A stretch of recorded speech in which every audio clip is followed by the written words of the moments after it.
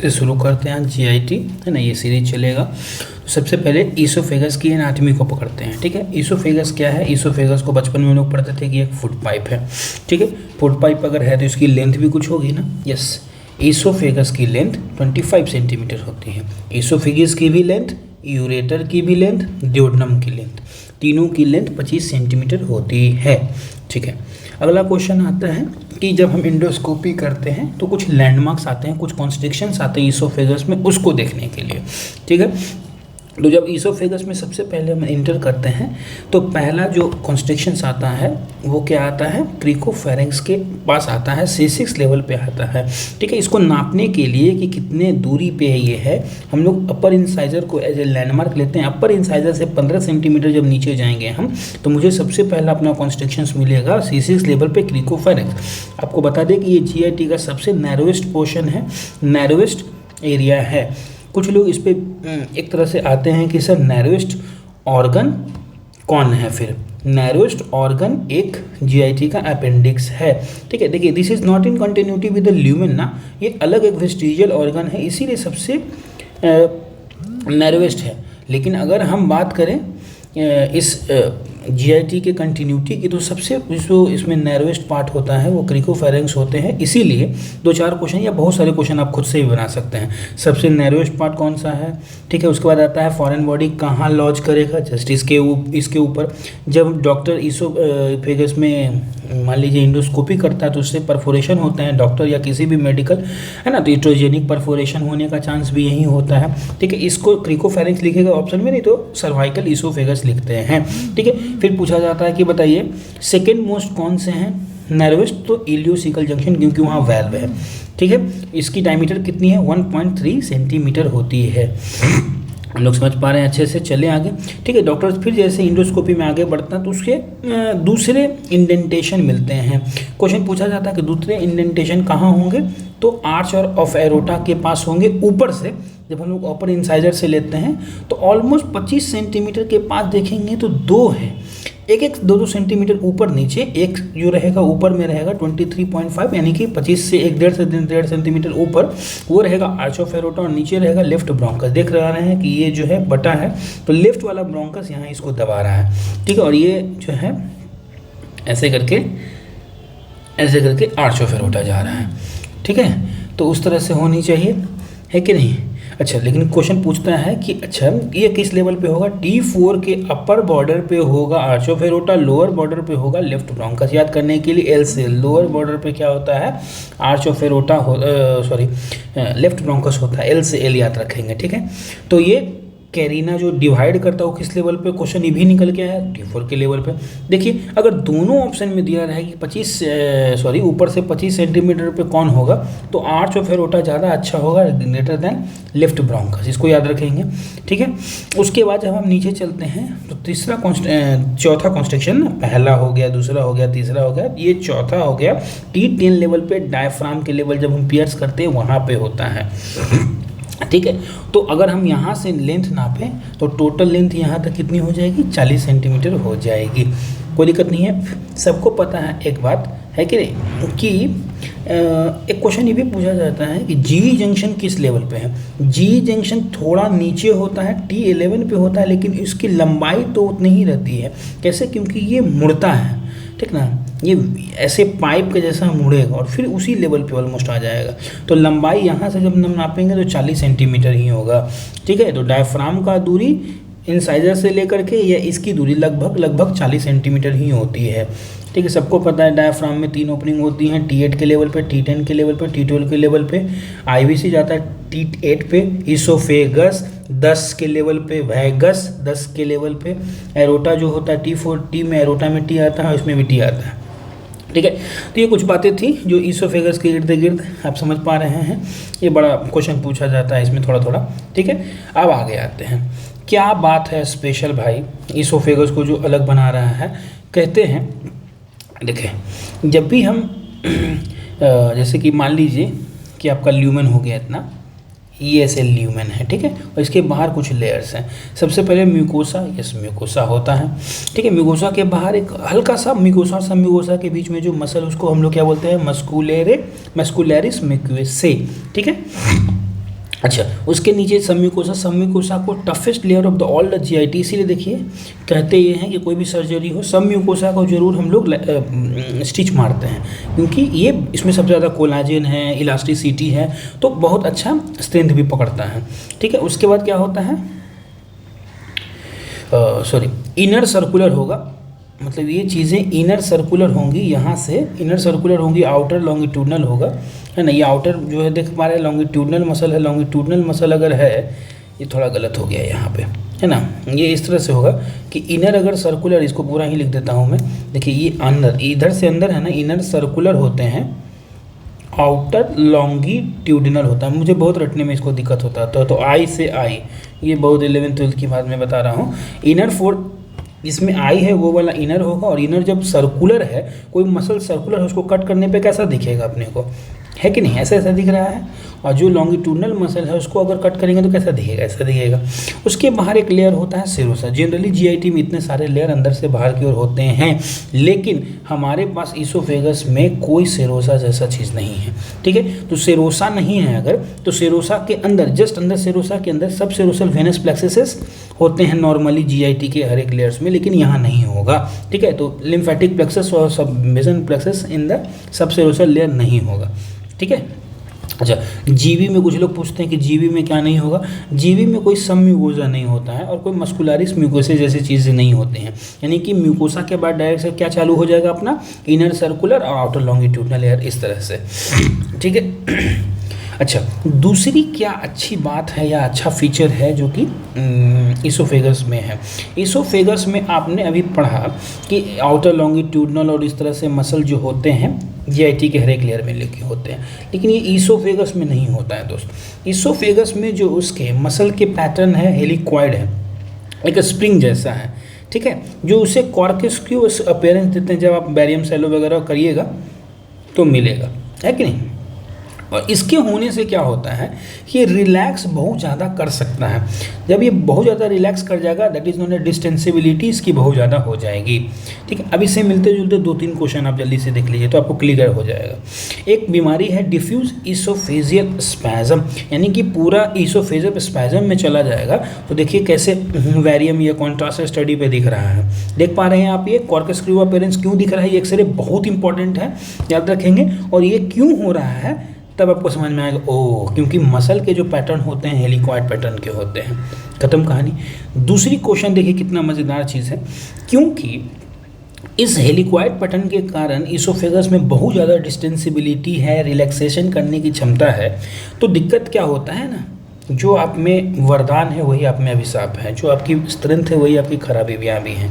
तो ये तो स्ट्रेंथ हो गई कि खाना जितना भी खाओ फूल के डिस्टेंसिबिलिटी नीचे चला जाएगा। लेकिन अगर किसी व्यक्ति को इसोफेगस का कैंसर हो जाता है, तो अगर मान लीजिए यहाँ ग्रोथ है, तब पर भी इसमें इतनी डिस्टेंसिबिलिटी है कि नॉर्मली खाना जब आए तो उसको फैल करके खाना नीचे चला जाए। इसीलिए कैंसर के जो पेशेंट होते हैं ज़्यादातर एसिम्प्टोमेटिक हो जाते हैं काफ़ी दिन तक, ठीक ना, क्योंकि इसमें डिसेंसिबिलिटी है, खाना अभी भी जा रहा है, पेशेंट को कोई दिक्कत नहीं हो रहा है, ठीक ना। ये तो जब तक 70% ल्यूमेन ऑब्स्ट्रक्ट नहीं होगा तब तक पेशेंट को डिस्फेजिया नहीं होगा। इसीलिए इसोफेजियल कैंसर का प्रेजेंटेशन बहुत लेट होता है, इसीलिए इसका प्रोग्नोसिस भी बहुत खराब है। देखिए कैसे कैसे चीज़ें जुड़ी हुई हैं, ठीक है। फिर हम वही डायफ्राम पे आते हैं जो मैंने पहले ही बात करी है ना, कि सेंट्रल टेंडन के पास जो होता है, सेंट्रल टेंडन में T8 के लेवल पे ओपनिंग होता है, इसमें वेना केवा के लिए रास्ता है। T8 में इसोफेगस 10 वैगस नहीं भूलना है। एरोटा में सबको पता है ना, एरोटा में हम कैसे याद किए थे, T4-12 है कि नहीं, इसोफेगस T12 पे जाता है। अच्छा, कुछ क्वेश्चंस यहाँ भी थोड़ा जल्दी देख लेते हैं कि क्या सिर्फ T8 से वेना केवा जाएगा, आंसर है नहीं। वेना केवा के साथ जो है राइट फ्रेनिक नर्व जाते हैं। तो क्वेश्चन में आता है कि right phrenic nerve, left phrenic कहाँ हो गया। लेफ्ट फ्रेनिक जैसे कि देखिए अगर ये ओपनिंग है तो राइट तो इधर चला गया, लेकिन लेफ्ट जो फ्रेनिक नर्व रहता है इसको मसल को पियर्स करता है, ठीक ना, और इस एरिया को सप्लाई करता है। तो कोई सेपरेट ओपनिंग नहीं है, ये अलग से मसल को पियर्स करके डायफ्राम के अंदर जाएगा, ठीक है। अच्छा, T10 के लेवल पे आते हैं, तो 10 के लेवल पे अगर आएंगे तो इसोफेगस एंटीरियर एंड पोस्टीरियर। अरे आपने कभी सोचा कि वेगा जो है ऊपर लाइट रेफ्ट के रूप में रहता है और नीचे आके क्या होता है, नीचे आके वो रोटेट कर जाता है, तो उसका कॉन्फ़िगरेशन एंटीरियर पोस्टीरियर के रूप में हो जाता है, ठीक है। फिर उसके बाद क्या होते हैं, लेफ्ट गैस्ट्रिक आर्टरी के, यहाँ के वर्ड बहुत इंपॉर्टेंट है, लेफ्ट गैस्ट्रिक आर्टरी के इसोफेजियल ब्रांचेस। कैसे, देखिए समझने के लिए, अगर मान लीजिए ये सीलियक ट्रंक है, सीलियक ट्रंक के सबसे पहले ब्रांचेस क्या होंगे, लेफ्ट गैस्ट्रिक आर्टरी होंगे ये, ठीक है, और दूसरा क्या हो गया, स्प्लेनिक आर्टरी हो गया जो इधर चला गया, आप बाद में जानते भी हैं कि ये शॉर्ट गैस्ट्रिक आर्टरी ऐसे से देता है, ठीक है, और तीसरा कौन ब्रांच हो गया, कॉमन हेपेटिक, जो कि इधर की तरफ चला गया। कुछ लोग ऐसे बोलते हैं कि कुछ मैंने लोकल ऑथर ऐसे लिख देते हैं कि ये जो लेफ्ट गैस्ट्रिक आर्टरी है हो जाता, नहीं, वो उतना कहना सही नहीं होगा। और अच्छे से देखें तो लेफ्ट गैस्ट्रिक आर्टरी के इसोफेजियल ब्रांचेज इस क्षेत्र से ऊपर जाते हैं, जो अपना T8 लेवल वाला रहता है कि नहीं, तो के बहुत इंपॉर्टेंट हो गया है कि नहीं। लेकिन अब समझ पा रहे हैं, लेफ्ट गैस्ट्रिक आर्टरी के oesophageal branches is greater than left gastric artery, अब जो बोलना है ना उस तरह से देख सकते हैं। T12 के लेवल पे एरोटा है और ए से ही शुरू होने वाले एजाइगस वेन होते हैं। क्वेश्चन आता है एजाइगस वेन कहाँ ड्रेन करता है, बहुत सारे लड़के, मैं भी गलत आंसर दिया, IVC नहीं, सही आंसर है क्या, सुपीरियर वेना केवा। उसके बाद जो होता है थोरेसिक डक्ट होते हैं, है कि नहीं, तो ऐड करके याद करेंगे, ठीक ना, AAT 12 के लेवल पे, 12 के लेवल पे क्या होता है, ए होता है, ऐसे रोटा होता है, ऐसे जाइगस वेन होता है, टी से क्या होता है, थोरेसिक डक्ट होता है, खत्म कहानी। आगे आते हैं कि जैसे ही एब्डोमिनल, यहाँ पे आप देख पा रहे हैं कि एब्डोमिनल एरोटा नीचे आ रहा है, सबसे पहले ब्रांचेस क्या देता है, इन्फ्रेनिक आर्टरी के रूप में देता है, ठीक है। इतने सारा चीज़ हम लोग पढ़ लिए। अब आगे आते हैं क्या चीज़, blood supply of the oesophagus. Blood supply of the oesophagus में अगर हम देखें आर्ट्रियल वेनस को समझें, ठीक है ना, तो सबसे पहला जो अपर ईसोफेगस है, इतना दूर मान लीजिए 3 लेवल में अगर हम इसको बांटें, तो अपर ईसोफेगस का जो होता है inferior thyroidal artery, that is a branch of, सबको पता है SIT है कि नहीं, थायरोसर्वाइकल ट्रंक है कि नहीं, फर्स्ट पार्टम सबक्लेवियन से होते हैं थायरोसर्वाइकल ट्रंक, उसके ब्रांचेस इंफीरियर थायराइड, जो कि आपको सबको पता है कि थायराइड पैराथायराइड सबको सप्लाई करता है कि नहीं। सेकेंड पार्ट में जब हम आएंगे, ठीक है, तो आगे चलते हैं। सेकेंड पार्ट में क्या एग्जाम्पल होता है, डिसेंडिंग एरोटा से आइंटो ब्रोंकियल आर्टरी से, ठीक है, डिसेंडिंग एरोटा ने तो ब्रोंकियल आर्टरी से मिडल वाला सप्लाई कर लेता है। लोअर वाले को देने के लिए फिर मेरे लेफ्ट गैस्ट्रिक आर्टरी बोले या उसके ब्रांचेस बोले, या देखिए समझिए, या तो हम लेफ्ट गैस्ट्रिक आर्टरी बोल दें, उसके ब्रांचेस बोल देते हैं लोअर पार्ट में, और नहीं तो इसी स्प्लेनिक आर्टरी के जो इधर वाला ब्रांच है जिसको हम शॉर्ट गैस्ट्रिक थोड़ा पहले बताए भी थे, ये दोनों मिलके करता है। लेकिन ज़्यादातर जो है लेफ्ट गैस्ट्रिक आर्टरी के इसोफेजियल ब्रांचेस ज़्यादा सप्लाई करते हैं, greater than short gastric artery, है कि नहीं। तो इस तरह से चीज़ें हो गई हमारी। और अगर ये बोलना है तो ये चलेगा, ये चलेगा। और कभी कभी इन्फीरियर फ्रेनिक आर्टरी भी, inferior phrenic artery is a first branch of the abdominal aorta, बताए थे अभी ना, तो ये वाली चीज़ें ऐसे हो जाती हैं, है कि नहीं, उस तरह से लेना है। अब आता है क्या होगा, वेनस की बात बताइए। तो वेनस में भी उसी तरह से जाएंगे, पैरेलल नहीं, जैसे ऊपर इन्फीरियर थायराइड आर्टरी, तो यहाँ क्या हो गया, इन्फीरियर थायराइडल वेन हो गया, खत्म कहानी।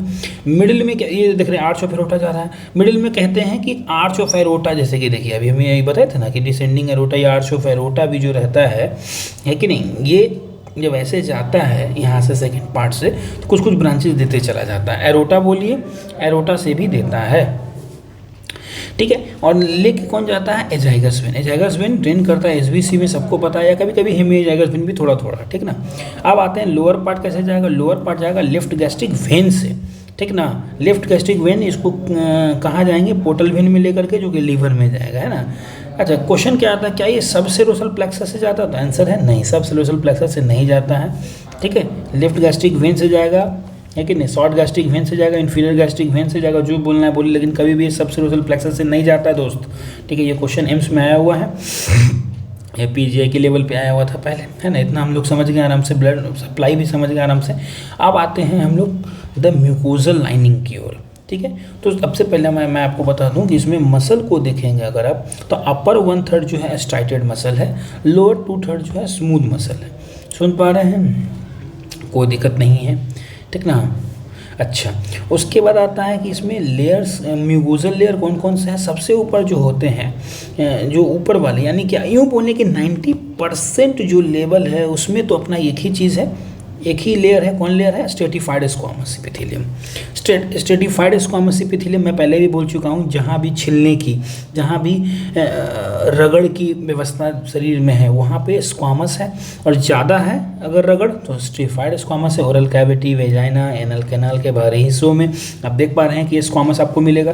लेकिन नॉन कैरेटिनाइज क्यों नहीं? कैरेटिनाइजेशन अपने को नहीं चाहिए, स्किन जैसा भी टफ नहीं चाहिए, इसीलिए इसमें स्ट्रैटम कॉर्नियम वाला लेयर एब्सेंट रहता है। तो नॉन कैरेटिनाइज एपिथेलियम, इसे जब इंडोस्कोपी करके देखेंगे तो आपको पिंक कलर का दिखेगा, ठीक है।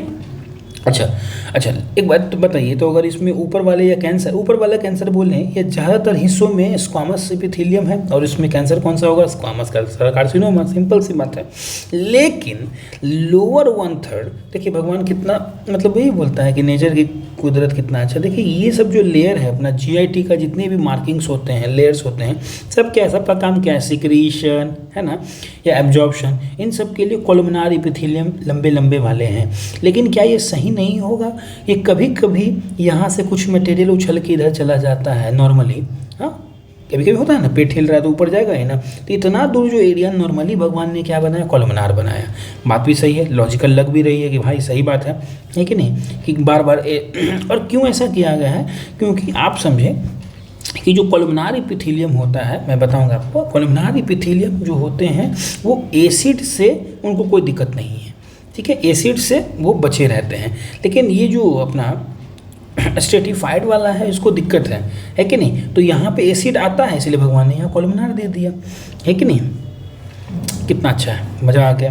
अच्छा आगे चलते हैं। तो अब बताइए कि लोअर पार्ट में कौन सा या GIT में आगे कहीं भी अगर मैं बोलूँ गैस्ट्रिक कार्सिनोमा, तो ये बताने की मुझे ज़रूरत नहीं होनी चाहिए कि बात हो रही है एडिनो कार्सिनोमा की, क्योंकि GIT में सभी जगह लाइनिंग क्या है? कोलुमिनार सिंपल एपिथेलियम है कि नहीं? तो इसमें होने वाले जो ग्लैंड्स हैं, ग्लैंड्स के कारण एडिनो कार्सिनोमा सबको पता है। अगर मैं बोलूँ पैनक्रियाटिक कार्सिनोमा, तो आपको क्या समझ में है? वो भी एडिनो कार्सिनोमा है कि नहीं? तो उस तरह से मेरी सभी चीज़ें एडिनो कार्सिनोमा है। एक बात बोला जाता है कि ये जो जंक्शन है स्ट्रेटिफाइड स्क्वामस एपिथेलियम कोलुमिनार को, उसे क्या बोला जाता है? जेड लाइन बोला जाता है, या ओरा सेरेटा भी बोला जाता है। जहाँ दो चीज़ें मिलती हैं, ओरा सेरेटा, आई में भी आप ओरा सेरेटा देख पा रहे होंगे कहाँ है कि नहीं? जहाँ भी दो चीज़ें मिलती हैं ओरा सेरेटा कहते हैं। ठीक है, यहाँ तक हम लोग समझ में आया, कुछ मसल समझ में आ गए, एपिथेलियम समझ में आ गया 90%, ठीक है। लेकिन कभी कभी क्या होता है दोस्तों, देखिए समझिए, GERD का मतलब क्या है? रिफ्लक्स, खाना ऊपर आ रहा है। तो आपको नहीं लगता है कि जब खाना ऊपर आएगा तो ये सब जो लेयर्स हैं स्ट्रेटिफाइड स्क्वामस एपिथेलियम वाला, उनको दिक्कत होगा। दिक्कत क्या होगा? स्ट्रेटिफाइड स्क्वामस एपिथेलियम वो बोलेगा भाई मुझे एसिड से दिक्कत है कि नहीं, तो फिर वो क्या होगा? कोलुमिनार में बदल जाएगा, ठीक ना, इंटेस्टाइनल कोलुमिनार में, ठीक है। तो आपको नहीं लगता है कि ये एक तरह का मेटाप्लेजिया हो गया, that is a conversion from squamous to the columnar epithelium, है कि नहीं? इसमें गॉबलेट से इंटेस्टाइनल टाइप आ जाते हैं, ठीक है। तो इसको हम मेटाप्लेजिया बोलेंगे, और अच्छे से बोले तो ये इंटेस्टाइनल मेटाप्लेजिया होने का होता है GERD में, कोई दिक्कत नहीं है दोस्त। तो इससे क्या होगा? आपको नहीं लगता है कि जेड लाइन ऊपर की तरफ आ जाएंगी, यहाँ शिफ्ट कर जाएगा कहीं, है ना? इतना दूर जो होगा अपना क्या हो जाएगा? कोलुमिनार, और इसके ऊपर से चालू होगा अपना क्या? Stratified squamous epithelium. तो इस तरह से आप देख सकते हैं, समझ सकते हैं, ईजी भी है समझना, है कि नहीं? अच्छा, अब आते हैं कि इसी को GERD करते करते ये आगे जब बढ़ता है, ठीक ना, तो बैरेट इसोफेगस कर देता है, ठीक ना। ये हाईली प्री मैलिग्नेंट कंडीशन है, इसके में 40 गुना ज़्यादा खतरा है कैंसर होने का। और ये अगर पूछे कि इसमें कौन सा एपिथेलियम है, तो इंटेस्टाइनल एपिथेलियम है, सबको पता है इंटेस्टाइनल कोलुमिनार एपिथेलियम है, ग्रेटर देन कोलुमिनार। कोलुमिनार बोलना बहुत अच्छा नहीं लगता है क्योंकि बहुत जगह कोलुमिनार है। इंटेस्टाइनल कोलुमिनार बोले तो समझ में भी आता है कि नहीं, इसमें गॉबलेट सेल्स वगैरह हैं, है कि नहीं, और ये एडिनो के लिए ज़्यादा प्रोन है। मैनेजमेंट कैसे करते हैं? देखिए, मैनेजमेंट करने के लिए अगर शुरुआती दिनों में आपका आकर आया है GERD, तो आपने कुछ नहीं करना है, सिर्फ GERD का ट्रीटमेंट कर दीजिए, कंजर्वेटिवली मैनेज हो जाएगा, है कि नहीं? देखिए, यही बात मैं बता रहा था कि कोलुमिनार जो है सर्वाइव कर जाएगा लो pH पे, लेकिन स्क्वामस नहीं कर पाएगा, इसीलिए स्क्वामस ने अपना पूरा भार संभाल दे दिया, भाई कोलुमिनार तुम ही संभालो, ठीक ना, अब हमसे नहीं हो पाएगा, ठीक है। तो वही वाली बात है, कोलुमिनार यहाँ से चालू जो जेड लाइन से शुरू होता है वो कहाँ तक जाता है? डेंटेट लाइन तक जाता है कि नहीं? अच्छा, बैरेट इसोफेगस में भी वही वाली बात हो गई ना क्योंकि अब संभाला जाएगा कॉलमनार के द्वारा, तो इसीलिए ज़्यादातर जो रहते हैं यूजुअली ये सिम्टोमेटिक ही पेशेंट आते हैं। ठीक है, तो मैंने जितना आप पढ़ा है यहाँ हम लोग उसको एक बार फिर से यहाँ देख लेते हैं कि ओवरऑल अगर हम पूछें इसोफेगस में कौन होगा, क्योंकि 90% तो एरियाज में स्क्वामस ही है, तो स्क्वामस सेल कार्सिनोमा होगा, है कि नहीं। क्वेश्चन आता है मिडिल 1/3 में कौन सा कार्सिनोमा होगा, अरे स्क्वामस कार्सिनोमा होगा, तो सबको दिख रहा है जी, है कि नहीं। चलिए आगे चलते हैं, यहाँ पे थोड़ा सा एक बार देख लेते हैं। कभी कभी क्वेश्चन पूछा जाता है कि लॉन्ग सेगमेंट ऑफ इसोफेगस किसको कहते हैं, तो ग्रेटर देन 3 सेंटीमीटर अगर हो जाएगा तो लॉन्ग सेगमेंट बोलेंगे। फिर बोला जाता है कि अगर हम इंडोस्कोपी करें तो मुझे कुछ कुछ चीज़ें देखनी है ना, अलग अलग वहाँ पे आप देख पा रहे एपिथेलियम है, तो उसको देखने के लिए क्रोमो इंडोस्कोपी किया जाता है, डाई देकर के इंडोस्कोपी किया जाता है। ये बेसिकली स्क्रीनिंग के लिए है कि कुछ बीमारियाँ तो नहीं है, समझ पा रहे हैं, बैरेट वगैरह देखने के लिए। ठीक है, तो कोलमनार को देखने के लिए आपके पास क्या है, मिथाइलिनी ब्लू है। स्क्वामस को देखने के लिए आपके पास क्या है, लुगोल्स आयोडीन पोटेशियम आयोडाइड वाला चीज़ है, खत्म कहानी। लेकिन कभी कभी क्या होता है, हिस्टोलॉजी के लिए क्या हम यूज़ करते हैं, एल्शियन ब्लू यूज़ करते हैं, है कि नहीं। नॉर्मल हिस्टोलॉजी के लिए HN यूज़ करते हैं, लेकिन यहाँ पे हिस्टोलॉजी के लिए क्योंकि म्यूसिन है तो हम एल्शियन ब्लू यूज़ करेंगे।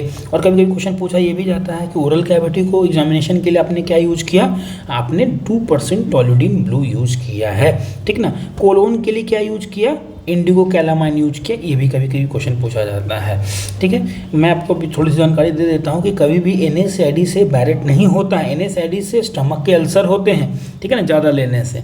ठीक है, ये सभी बातें थी, लगभग मैंने सभी बता दी है, लेकिन यहाँ पे वही वाली बात हो गई, डाइक्रोमो स्क्रीनिंग के लिए करते हैं, कोलमनार एपिथेलियम के लिए मिथाइलिनी ब्लू करते हैं, जो कि बैरेट इसोफेगस है ना। बैरेट के लिए इंडिगो कैलामाइन भी यूज़ करते हैं कभी कभी, और स्क्वामस एपिथेलियम जो होता है लुगोल आयोडीन सबको पता है ना। और हिस्टोलॉजी के लिए एल्शियन ब्लू यूज़ करते हैं। इतना तो अपने को पता चल गया। नाउ कम्स द पैथोलॉजीज, अब बीमारियां चालू होंगी दोस्त।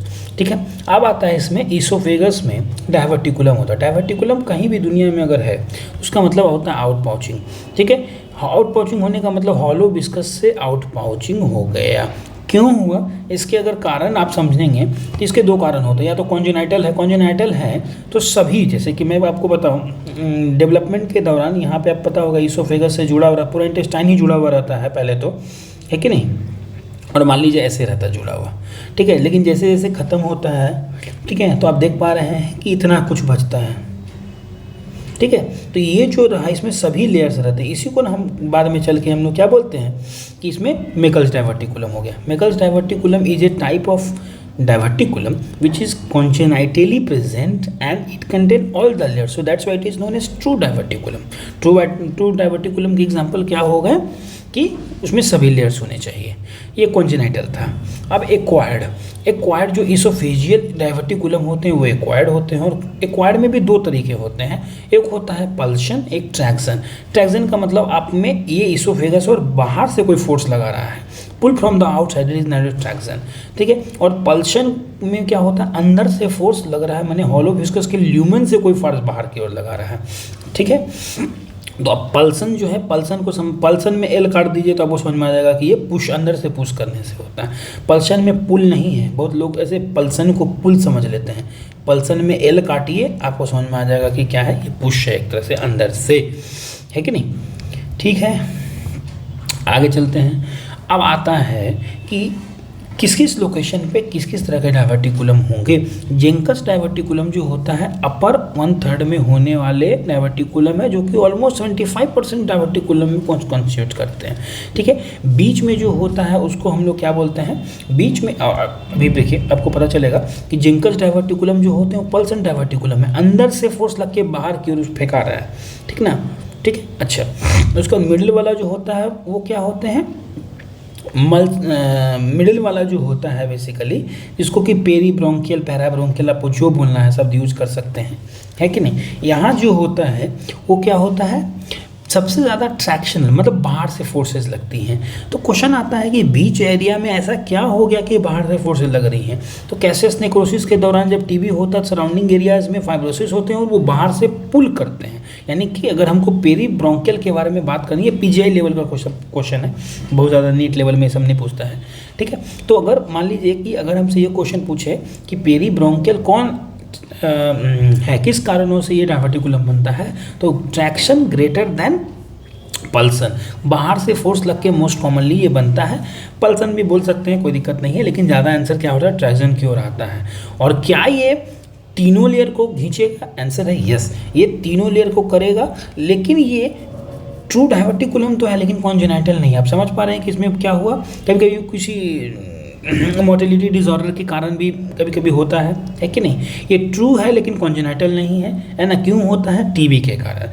तीसरा क्या होता है, सबसे लास्ट में जो लोअर है वो इपीफ्रेनिक बोलते हैं। इपी मतलब जस्ट फ्रेनिक के जस्ट ऊपर वाला भाग में ये पल्सन है दोस्तों, यानी कि जेंकर्स डायवर्टिकुलम ऊपर और नीचे जो बन रहे हैं वो पल्सन कारणों से बन रहे हैं, यानी कि अंदर से पुश लगने के कारण। लेकिन ये जो है पेरीब्रोंकियल वाला जो है ट्रैक्शन लग के होता है टीबी के कारण, ठीक है।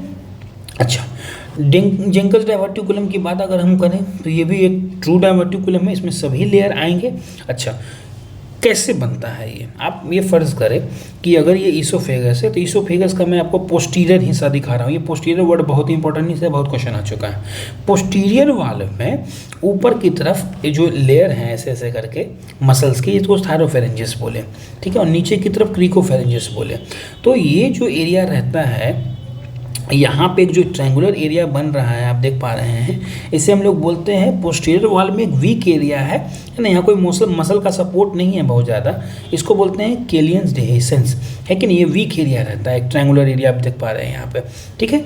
तो होता क्या है कि मान लीजिए कोई व्यक्ति है कि नहीं, कुछ खाना खाया तो दिक्कत क्या होता है कभी कभी बहुत सारे पेशेंट्स में कि ये क्रिकोफेरेंजियस मसल का टोन बढ़ा हुआ रहता है, ठीक है। तो जैसे ही ऊपर से खाना आएगा ये रिलैक्स ही नहीं करेगा, ठीक ना? तो खाना जो है इस आउट पाउचिंग की तरफ बाहर निकल जाएगा, कंटेनिंग ऑल द लेयर्स, ये बाहर की तरह का एक डायवर्टिकुलम बन जाएगा, है कि नहीं? इसके मेन जो कल्प्रिट हैं यही हैं भैया, क्यों? क्रिकोफेरेंजियस को आप जानते ही होंगे, अपर इसोफेजियल स्पिंचर भी कहते हैं, है कि नहीं? और ये क्या होता है कि ये फेल टू रिलैक्स कर जाते हैं, ये कॉन्स्ट्रिक्शन का टोन बढ़ा हुआ रहता है, ठीक है, कोई रिलैक्स ही नहीं करते हैं। अच्छा, क्यों होता है? टोन को समझने के लिए हम लोग समझते हैं कि अगर कहीं प्रेशर बढ़ा हुआ है जिसका मतलब है कि वहाँ एसिटाइल कोलिन बढ़ा हुआ है, सब्सटेंस भी बढ़ा हुआ है कि नहीं? अगर प्रेशर कम है, आपको पता है कि एनोड आर द डायलेटर्स, है ना? नाइट्रिक ऑक्साइड क्या होता है? डायलेटर्स होते हैं। तो अगर प्रेशर कम है यानी कि लुचपुच है तो डायलेटर्स के तौर पे एनो घटा हुआ रहेगा, है ना? मतलब यहाँ पे बेसिकली क्या होता है कि एनो घटा हुआ रहता है और वीआईपी घटा हुआ रहता है, ठीक ना? इनका एनओ का काम होता है प्रेशर को कम करने का। तो एसिटाइल कोलिन बढ़ा हुआ है।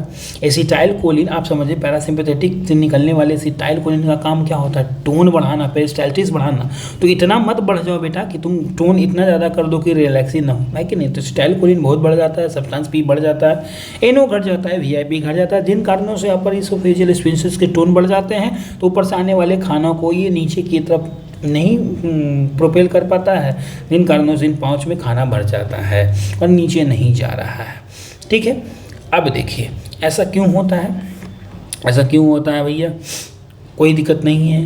अब आगे इनसे दिक्कत क्या क्या होगा ये समझें। अब समझ में आ गए होंगे। इन दोनों मसल जो होते हैं इन्फीरियर कॉन्स्ट्रिक्टर के मसल्स होते हैं, कोई दिक्कत नहीं है। ट्रीटमेंट के तौर पे क्या करेंगे आप खुद बता दीजिए क्या करेंगे। अगर हम इसको कट कर दें, मेरा काम आधा ख़त्म, है कि नहीं? जैसे ही रिलैक्स होगा आराम से चला जाएगा, काम खत्म हो जाएगा। तो मेन तो प्रॉब्लम यही होता है कि आपने क्या करना है, मायोटोमी करना है, मसल को काट देना है, क्रिकोफेरेंजियस मसल को काम हो जाएगा, ठीक है। अभी हम लेयर्स में पढ़ेंगे कि कैसे कैसे स्टेप बाय स्टेप सर्जरी होता है। बहुत समय तो सर्जरी करना भी नहीं पड़ता है, ठीक ना। किसी में अगर हम सर्जरी करेंगे, सबसे पहले लेयर में अगर सर्जरी करना होगा सबसे पहले वाले में स्टेज में, तो सिर्फ इसको काटेंगे। दूसरे वाले में इसको काट करके इसको फिक्स कर देते हैं, पेक्सी कर देते हैं। और तीसरे वाले में इसको भी काटना होगा, डायवर्टिकुलोटोमी भी करना होगा, ठीक है। चलिए प्रेजेंटेशन के तौर पर अगर हम बात करें तो प्रेजेंटेशन क्या होता है, 40-50 से 70 साल के वृद्ध लोगों को ये ज़्यादा होता है, ठीक है। इसमें क्या होता है, डिस्फेजिया होता है, माइल्ड टू मॉडरेट, ठीक है। याद रखें कहीं भी अगर डिस्फेजिया बोला जा रहा है तो ये by default solid and liquid होगा ही होगा। कुछ ऐसे कारण आएंगे, हम लोग बाद में पढ़ेंगे, जिनमें लिक्विड का पहले डिस्फेजिया होता है, ठीक है, आने वाला है। आपको समझ में आ रहा होगा किसकी बात कर रहा हूँ, है कि नहीं? एक्लेसिया के बताओ, उसका कारण अलग होते हैं, अब देखें खुद आपको पता चल जाएगा, ठीक है। तो रिजर्जिटेशन होगा इसमें अगला फीचर्स के रूप में। रिजर्जिटेशन का मतलब क्या, खाना अगर नीचे नहीं जा रहा था बाहर करके आएगा, ठीक है। खाना उस थैली में जमा हुआ है तो नहीं पच रहा है तो वो बैड ब्रेथ के रूप में, हैलिटोसिस के रूप में आता है। वो नहीं अगर जा रहा है तो कहाँ जाएगा, ट्रैकिया में जाएगा, एस्पिरेशन होगा, ठीक है। और मोस्ट कॉमन कॉम्प्लिकेशंस के रूप में क्या आएगा, लंग एब्सेस लेकर के आएगा। याद रखें क्या होगा, लंग एब्सेस आएगा। और बताएं कि इसमें रिस्क ऑफ कैंसर क्या होगा, आप बताने की मुझे ज़रूरत नहीं होनी चाहिए, क्योंकि अपर पार्ट में तो स्क्वामस सेल कार्सिनोमा होगा, है कि नहीं। अब आते हैं, इसमें साइन आता है, इसको बोलते हैं बॉयजेस साइन। बॉयजेस साइन में क्या होता है कि नेक स्वेलिंग किधर, लेफ्ट साइड में ज़्यादा होते हैं, ग्रेटर देन राइट, है कि नहीं। दूसरा कि ये फ्लक्चुएटिंग है, घटता बढ़ता रहता है। क्यों, क्योंकि पेरिस्टाल्टिस ये चाहता है कि अपने आप को कम कर ले, ज़्यादा कर ले। जब अपना पेरिस्टाल्टिस तो दम लगाता होगा तो साइज छोटा हो जाता होगा, जब थक जाता होगा फैल जाता होगा, है कि नहीं। और जब इसको आप दबाएंगे तो गर्गलिंग साउंड्स के थ्रू, मतलब आप अपने मैनुअली दबा रहे हैं तो पूरा खाना एकदम से नीचे चला जाएगा तो गर्गलिंग साउंड आएगा, है कि नहीं। एज इट इज़ ईजी है। इसके लिए क्लासिफिकेशन होता है, मॉडर्न क्लासिफिकेशन, लेकिन हम लोग के लिए बहुत ज़्यादा जरूरी नहीं है। Based upon the size this classified, ये क्लासिफाइड किया गया। अब इन्वेस्टिगेशन के तौर पे आप क्या करेंगे, आपने क्या देखना है, इन्वेस्टिगेशन करके देखना है कि क्या भैया इतना टोन क्यों बढ़ा हुआ है कि नहीं। तो जब बैरियम सोलो करते हैं हम लोग, है कि नहीं, कॉन्ट्रास्ट स्टडी कोई भी BSO4 के तौर पे कैल्शियम बैरियम कार्बोनेट नहीं यूज़ करते हैं। यहाँ पे सर ने बताया है कि बैरियम कार्बोनेट यूज़ नहीं करते हैं, टॉक्सिक वगैरह बहुत सारे हैं, है कि नहीं। तो इन्वेस्टिगेशन ऑफ चॉइस क्या हो जाएगा, बैरियम सोलो। इंडोस्कोपी आप अंदर से देखना चाहते हैं क्या हालचाल है, मैनोमेट्री भी करते हैं प्रेशर के लिए। एक क्वेश्चन आया था कि कभी क्या नहीं करते, CT स्कैन, CECT का कोई यूज नहीं है यहाँ पे, है कि नहीं। आप ये तीनों चीज़ कर लें, यही काफ़ी है, ठीक है जी। ये फोटो को अपने को ध्यान से रखना है, क्या है बताना चाह रहा है, ये देख पा रहे हैं, आउट पाउचिंग के तौर पे आपको दिख रहा है। ख़त्म कहानी हो गई जी। आप देखिए एंट्रोपोस्टर में ऐसा दिखेगा, तो ज़्यादातर जो है लैटरल व्यू में अपने को दिखाया जाता है, और ये बाहर से ये आउट पाउचिंग की तरफ दिखना है, ठीक है। ये बहुत ही इंपॉर्टेंट फिगर है, इसको भूलना नहीं अपने। अब आता है क्या, ट्रीटमेंट ऑफ चॉइस क्या है। जब आपको 4 सेंटीमीटर से ज़्यादा हो जाएगा तो सर्जरी करना होगा। आपने क्या करना है, सबसे पहले क्रिकोफेरेंक्स को काट देना है, ठीक है। क्रिकोफेरेंक्स को मायोटोमी करना है, और क्या होता है डायवर्टिकुलोकिलेक्टमी, काट करके हटाओ। डायवर्टिकुलम को हटाया आपने, है कि नहीं, और नीचे जो रबर बैंड के तौर पे क्रिकोफेरेंक्स उसे काटा, है ना। फिर बाद में स्टिच कर दिया, देख पा रहे हैं कितना ईजिली आराम से हो गया, ठीक है जी। तो ये तो 4 सेंटीमीटर ज़्यादा होगा, 4 सेंटीमीटर। अब क्वेश्चन आता है कि 2 सेंटीमीटर से कम हो तो क्या करना है। 2 सेंटीमीटर से तो सिर्फ आप काटिए ना, इसको सिर्फ काट दीजिएगा तो काम हो जाएगा अपने को, और ये फिर अपने आप अंदर चला जाएगा डायवर्टिकुलम, जो छोटा सा 2 सेंटीमीटर से कम रहेगा।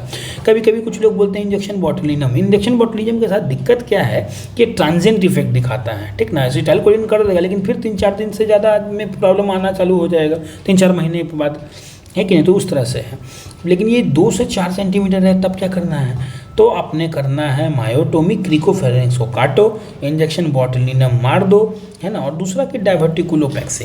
डायवर्टिकुलोपेक्सी का मतलब क्या हुआ, मैंने यहाँ क्वेश्चन पूछा कि डायवर्टिकुलम को काटे क्यों नहीं दिए, है कि नहीं, क्यों फिक्स किया गया, है कि नहीं। तो सर ने बताया कि देखो डायवर्टिकुलम को फिक्स करना आसान है एक चीज़, दूसरा कि अगर हम काटेंगे तो ऐसा थोड़ी ना उसको कॉम्प्लिकेशन तो उसमें लीक आउट करेंगे, है कि नहीं। सही बात भी है, इसीलिए क्या करो कि खाना ऊपर जा ही नहीं है इसमें, इसीलिए उसको ऊपर कर दो, यहाँ फिक्स कर दो, है कि नहीं। तो उस तरह से इसको क्या बोलेंगे हम लोग, पेक्सी रिपेयर, है ना। ये हो गया। अगला होता है डॉलमैन ऑपरेशन, एक तरह का एंडोस्कोपिक ऑपरेशन है। इसमें हम लोग लीनियर स्टेपलर यूज़ करते हैं, अभी भी हम लोग CO2 यूज़ कर रहे हैं, ठीक ना। और ये कब करते हैं, जब 2 से 6 सेंटीमीटर का डायवर्टिकुलम रहता है तब करते हैं। आप देख पा रहे हैं यहाँ पे ना, ये इसोफेगस है ना, इधर से आता है, इसमें अपने को सबसे पहले क्रिकोफेरेंक्स में माया करना है, मसल को हटा देना है, आसान हो जाएगा मेरे लिए, ठीक है। अब आते हैं हम किस में दोस्त, इसोफेजियल वेब्स में। What is webs and what is ring, है कि नहीं। वेब्स क्या होते हैं, मकड़ी का जाला आपने देखा होगा उस तरह से। इसको क्या बोलते हैं, Plummer Vinson syndrome, also known as Paterson Brown Kelly syndrome. इसमें क्या होता है कि क्रिक्वाइड के नीचे, सर्वाइकल इसोफेगस में एरिया में, लेकिन क्रिक्वाइड के नीचे, इसमें सबसे इंपॉर्टेंट वर्ड है asymmetrical mucosal wave only. 2 word important हो गए, पहला क्या, एसिमेट्रिकल, दूसरा म्यूकोसल, ओनली म्यूकोसल, ठीक है। और तीसरा क्या, ये एंटीरियर वॉल से निकलता है, ठीक है। अच्छा, फीमेल में ज़्यादा होता है, मेल में। मेरा एक थ्योरी है, आप देख पा रहे होंगे, कोई भी चीज़ रेमनेंट है, रह गया, ये ज़्यादातर फीमेल्स में होते हैं, ठीक ना। कोई चीज़ का रह जाना, औरतें हर चीज़ को संभालना भी जानती हैं बहुत अच्छे से, है ना।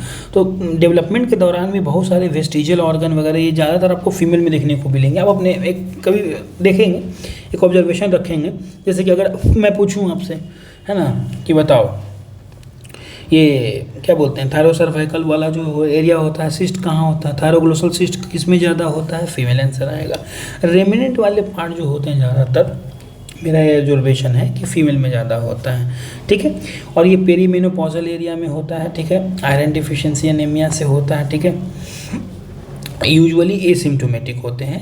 क्यों ये एसिम्टोमेटिक होते हैं आपको समझ में आ गया होगा ना, क्योंकि dilatation due to that helical ring structure के कारण, जो हेलिक्स का स्ट्रक्चर है मसल्स का, उसके कारण डायलेटेशन ज़्यादा है, तो एसिम्प्टोमेटिक है, सिंपल एज दैट। लेकिन अगर इनमें डिस्पेजिया होता है तो इसको डिस्पेजिया क्यों है, मतलब ऐसा समझ पा रहे हैं आप क्या हो रहा है ना, कि खाने को रोक दिया जा रहा है कि रुक, तेरे में आयरन है नहीं है, चल भाग यहाँ से, ऐसा आयरन लेके आ, मुझे आयरन की कमी है ना, ऐसा बोला जा रहा है शरीर से, है ना। तो इसको सिड्रो मतलब क्या होता है, आयरन, पेनिक मतलब उसकी कमी के कारण डिस्फेजिया, मतलब शरीर ये कहना चाह रहा है कि मुझे वो खाना दो ना यार जिसमें आयरन है, ये मैं बकवास का खाना खा के क्या करूँगा, है कि नहीं। तो उस तरह से समझे बॉडी क्या बोल रहा है। और इसमें slightly higher risk of squamous cell carcinoma, ये बताने की मुझे ज़रूरत नहीं होनी चाहिए थी, है कि नहीं। और इसमें फिर से वही अपने को लाइनिंग देखना है ना। तो इन्वेस्टिगेशन ऑफ चॉइस वेरियम सॉल्व हो जाएगा। अगर आप इसको एक्सरे को देख पा रहे हैं, ठीक है, तो ये व्यक्ति का नेक हो गया, जिसमें आप देख पा रहे हैं पोस्टीरियर तरफ जा रहा है, पोस्टीरियर लैमेला वगैरह बन रहा है, और ये वर्टिब्रा है। एंटीरियर ये हो गया, पोस्टीरियर ये हो, एंटीरियर में देख पा रहे हैं कि पूरा नहीं, सिर्फ एंटीरियर बोले तो ये एसिमेट्रिकल हो गया, एंटीरियर वॉल दिख रहा है कि नहीं।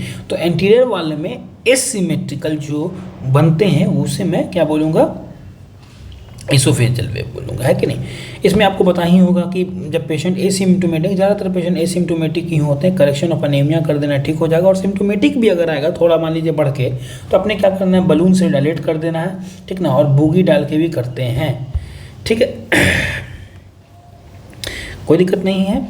यहाँ पे सर ने क्या बताया कि भाई आयरन डिफिशियंसी एनीमिया वाला सब चीज़ लेकर के आएंगी, है कि नहीं। ठीक है, चलिए कोई दिक्कत नहीं है। अब देख पा रहे हैं यहाँ पे सिर्फ एंटीरियर से निकल रहा है कि नहीं, और फिर बलून डायलेटेशन के बाद ये चीज़ हट जाता है, ख़त्म कहानी। आगे आता है इसोफेजियल रिंग। इसोफेजियल रिंग का क्या मतलब हुआ जी। रिंग जब मैं बोलूँ, ठीक ना, तो रिंग में जब बोलूँ तो ये चारों ओर से निकलेगा, ठीक है, और ये सिमेट्रिकल होगा, आगे पढ़ेंगे हम लोग, ठीक ना। देखिए ये ज़्यादातर जो होता है सिमेट्रिकल होता है, ज़्यादातर म्यूकोसल रिंग होते हैं, इसमें कोई मसल्स नहीं होते हैं, म्यूकोसा सब म्यूकोसा वगैरह रखेंगे, है कि नहीं। अच्छा, इसको अगर आप देखें कि बी रिंग सुनते ही दिमाग में नहीं आ रहा है कि अरे बी क्यों नाम दिया, ए बी सी, तो ए कहाँ है, बी कहाँ है, सी कहाँ है फिर। तो ए जो रहता है ऊपर रहता है, ठीक ना, जिसमें कि मसल और भी रहते हैं, कभी कभी ट्रांजेंटली बनता है ये। बी वाला अपना समझ ही रहे हैं, म्यूकोसल ओनली। सी वाला जो होता है, क्योंकि अब देख पा रहे हैं ये इस तरह की चीज़ें जो ज़्यादातर होती हैं वो स्लाइडिंग हर्निया में, स्लाइडिंग हियाटस हर्निया में होता है, जब पूरा स्टमक ऊपर की ओर चला जाता है, ठीक ना, तो ये चीज़ यहाँ शिफ्ट हो जाता है, एबव द डायफ्राम रहेगा, है कि नहीं। और इस रिंग को हम लोग सी रिंग बोलेंगे due to the compression ring बोलें या इंडेंटेशन रिंग बोलें, ड्यू टू द डायफ्राम, है कि नहीं, वो रहता है। उसके ऊपर वाला जो अपना बी रिंग है, ये समझ लीजिए कि अपर इसोफेजियल वाला जो है, सॉरी लोअर इसोफेजियल जो स्पिंचर है वहाँ शिफ्ट कर गया एक तरह से, और उसके ऊपर भी ए रिंग है, ठीक है, ऐसे बन गया। तो अपने को इसोफेजियल रिंग कहाँ मिलता है, इन स्लाइडिंग हियाटस हर्निया मिलता है। क्या चीज़ के साथ मिलेगा, ये रिफ्लक्स डिजीज़ के साथ कम रहता है कि नहीं। इसको शेड्स की रिंग भी बोलते हैं, कोई दिक्कत। चलिए आगे चलते हैं। और इसमें क्या होता है, आप देख पा रहे हैं कि जेई जंक्शंस के लेवल पे ही ये बेसिकली है। मैं भाई वही तो बोल रहा था, एलियस के लेवल पे है कि उसके आसपास है। ये ज़्यादातर मेल में हुआ, ठीक ना, 40 साल से ज़्यादा। आप देख पा रहे हैं उधर भी क्या था, फीमेल ही थी, 40 साल से ज़्यादा। पेरीमेनोपॉजल आयरन डिफिशियंसी एनीमिया के कारण वेव होती हैं। यहाँ पे देखें, यहाँ पे समझने के लिए आप समझेंगे जब, ठीक ना, कि 1.3 सेंटीमीटर से जब बड़ा होगा, 1.3 सेंटीमीटर से जब बड़ा होगा, है ना, तो फिर दिक्कत होने लगती है। क्यों बड़ा होगा देखिए आपको तो पता है ना 1.3 सेंटीमीटर क्यों मैं बोल रहा हूँ, ये कट ऑफ क्योंकि नैरोएस्ट रीजन जो अपना मेरा क्रिकोफेरेंजियस था वो उसका कितना था डायमीटर, उसका कितना था 1.3 सेंटीमीटर डाया था, ठीक ना। अब इससे तो ज़्यादा ही है तभी ना खाना नीचे आ पा रहा है मेरे दोस्त, है कि नहीं। तो 10 से 20% पेशेंट जो रहते हैं एसिम्टोमेटिक रहते हैं, नॉन प्रोग्रेसिव। नॉन प्रोग्रेसिव का मतलब क्या हुआ कि ये जो अपना रिंग बनेगा वो एक लेवल पे बढ़ते बढ़ते बढ़ते बढ़ते आएगा, लेकिन उससे ज़्यादा ये नहीं बढ़ पाएगा, है कि नहीं। तो ये ओपन द थ्रू आउट रहता है, खाना जा सकता है आसानी से, ठीक ना। और अगर सिम्टोमेटिक पेशेंट है तो बताइए इस क्षेत्र से मान लीजिए कि आप आराम से क्या बोलते हैं पानी तो जा सकता है, लेकिन कभी कभी बहुत बड़े बड़े खाना खा लिया, ठीक ना, तो यहाँ फंस सकता है, ठीक है। तो कभी कभी सॉलिड डिस्फेजिया होता है माइल्ड टू मॉडरेट, वो भी एपिसोडिक ही होता है। एपिसोडिक क्यों? क्योंकि मान लीजिए इसमें इडीमा हो जाए, थोड़ा और फूल जाए, या रिंग के कॉन्स्ट्रिक्शन कुछ ऐसा होगा कि थोड़ा टोन बढ़ गया, तो उस तरह से ये एपिसोडिक वे में प्रेजेंट करता है कि नहीं। फिर होता है सडन एफेजिया होने लगता है। कभी कभी क्या बोलते हैं, कभी कभी ये पहले देखा जाता था कि पहले लोग जो है अपना पूरा खाना पीना खाया ज़्यादातर, है कि नहीं, बियर मारा, और कहते हैं कि वो लोग जो कि स्टिक खाते थे, है ना, चिकन वगैरह जो रहता है वो, और वो चबाते नहीं थे। तो इसमें दिक्कत क्या होता है कि नहीं चबाइएगा तो ये तो आके यहाँ बैठ जाएगा, चबाते तो ये छोटा छोटा होकर टुकड़ा चल जाते हैं, है कि नहीं चबाने के कारण इतना बड़ा रहता है कि यहाँ जम जाता है, बैठ जाता है, इसके कारण दिक्कत होता है। और ये इसके मोस्ट कॉमन कॉज क्या होते हैं, सैड्स की रिंग होते हैं, और नहीं तो दूसरा वही DES अपना होता है, ठीक है। तो इसमें ट्रीटमेंट के लिए क्या लोगों ने किया कि सिरप पिला दिया पेप्सिनोजेन का। सब पेप्सिनोजेन क्या करता है, इस प्रोटीन को तोड़ देगा, स्टिक को तोड़ देगा, टूट करके नीचे चल जाएगा, प्रॉब्लम सॉल्व हो जाएगा, खत्म कहानी हो जाएगी, है कि नहीं। तो मीट बॉल खाने से ज़्यादातर ये होता है, स्टिक हाउस सिंड्रोम भी इसको बोला जाता है, ये क्वेश्चन आया हुआ भी है कि नहीं। मोस्ट कॉमन कौन है, सेट्स की रिंग है, सबको पता है। इन्वेस्टिगेशन ऑफ चॉइस क्या है, बैरियम स्वैलो आपको पता है कि नहीं। एंडोस्कोपी भी करते हैं। जब आप बैरियम स्वैलो करवाइएगा तो देखिए दोनों तरफ से ये क्या बता रहा है कि ये चीज़ें सिमेट्रिकल हैं, एंटीरियर पोस्टीरियर चारों तरफ के वॉल से आई हैं, है कि नहीं। लेकिन अपना जो वेव था वो सिर्फ और सिर्फ एंटीरियर वॉल से आया था, ठीक है। इसमें ट्रीटमेंट के लिए अपने को क्या करना है, सबसे पहले प्रॉब्लम क्या हो रहा है इसके कारण प्रॉब्लम क्या बताए थे मैं कि ये जो स्लाइडिंग हियाटिस है उसके कारण रिफ्लक्स के साथ आते हैं। जब रिफ्लक्स होता है तभी ये डेवलप करता है, ठीक है नहीं। देखिए बॉडी का मैकेनिज्म क्या हो गया, कि एक जब यहाँ ये ऊपर गया तो बॉडी के खाना बहुत ज़्यादा ऊपर ही रह गए, तो इससे क्या होगा, रिफ्लक्स का चांस ज़्यादा बढ़ गया। तो बॉडी ने क्या किया, एक डेवलपमेंट कर लिया रिंग के रूप में। ऊपर तो एक रिंग था ही अपना, है ना, मसल का ट्रांजिशन जो एलियस जिसको मैं बोल रहा हूँ, लेकिन उन सब दोनों के बीच में भी एक रिंग डेवलप कर गया ताकि मेरा जो है खाना ऊपर नहीं जाए, ठीक ना। तो ये हरदम बी रिंग जो बनता है इन द प्रॉक्सिमिटी और in the with relation of reflux आएगा। तो अगर रिफ्लक्स है भैया तो रिफ्लक्स को ट्रीट करो ना यार, दिक्कत क्या है। Treat the reflux with the PPIs and in the end we have all the balloons, है कि नहीं। बलून से डायलेट कर दीजिए अगर पेशेंट सिम्टोमेटिक है तो ख़त्म कहानी हो जाएगा। इस क्वेश्चन को थोड़ा देखते हैं। क्या dysphagia predominantly to solids, yes, liquid के लिए तो उतना छेद अवेलेबल हरदम से है ना। क्या ये चीज़ें इंक्रीज रिस्क विद रिफ्लक्स रखती हैं, सही बात है, जितना ज़्यादा रिस्क होगा वही रिंग उसी अनुसार बनता है। कॉन्सेंट्रिक मतलब चारों तरफ से narrowing of the lower oesophageal symmetrically है, वर्ड इंपॉर्टेंट, सिमेट्रिकली है। क्या ये इसोफेजियल मसल को रखते हैं, नहीं, मैंने मसल बोला क्या, नहीं, क्या बताया कि सिर्फ और सिर्फ म्यूकोसल रिंग है, कोई मसल नहीं है कि नहीं। और consist of oesophageal mucosa एवब and gastric mucosa below, बात तो सही है भाई, है कि नहीं। अगर हम इसको देखें तो इसके ऊपर इसोफेजियल का म्यूकोसा, नीचे जो है गैस्ट्रिक का mucosa, as simple as that, associated with sliding hiatus hernia, है ना। तो इस तरह से ये खत्म हो जाता है। बहुत मज़ेदार चीज़ें आती हैं, ट्रैकोइसोफेजियल फिस्टुला, है कि नहीं। चलिए, ब्रिटिश वाले लोग ज़्यादातर ओ से इसोफेगस को शुरू करते हैं, ठीक है ना, इसीलिए वो GORD ही लिखते हैं, इसीलिए ट्रैकोइसोफेजियल फिस्टुला को भी वो TOF ही लिखना पसंद करते हैं, ठीक है। लेकिन वही है कि हम लोग TEF लिखेंगे, TOF से आप कंफ्यूज भी तो कर सकते हैं ना, है कि नहीं। अब आते हैं ग्रॉस क्लासिफिकेशन के अनुसार। सर ने बहुत अच्छा बताया, ठीक है। ग्रॉस क्लासिफिकेशन में 4-5 चीज़ें याद रखो। सबसे पहला ए में होता है एट्रेजिया का मतलब दोनों नहीं डेवलप किया, ठीक है। बी मतलब क्या होता है, अपर फ्यूज। सी मतलब क्या होता है, लोअर फ्यूज। डी मतलब क्या होता है, दोनों फ्यूज। ई मतलब क्या होता है, there is a common channel between them, ठीक है। आप देखें ई के जैसा कॉमन चैनल, ठीक है। तो इसमें मैं धीरे धीरे बता रहा हूँ आपको। ए में एट्रेजिया हो जाता है। ए में एट्रेजिया का मतलब होता है ईसोफेगस और ये जो गैस्ट्रिक वाला चीज़ है ये आपस में डेवलप ही नहीं किया, ज्वाइन ही नहीं किया है। इसके जो प्रिवेलेंस होते हैं 6% के तौर पे आते हैं, ठीक। टाइप वी वाले में क्या होता है, अपर वाला जो पार्ट है इधर ट्रैकिया से जुड़ा हुआ रहता है और आप देख पा रहे होंगे कि एस्पिरेशन वगैरह का खतरा बढ़ गया, ठीक है। इन दोनों ही सूरत में आप देख पा रहे हैं कि इस जो गैस्ट्रिक कंटेंट में कोई गैस गया क्या, नहीं, ठीक है।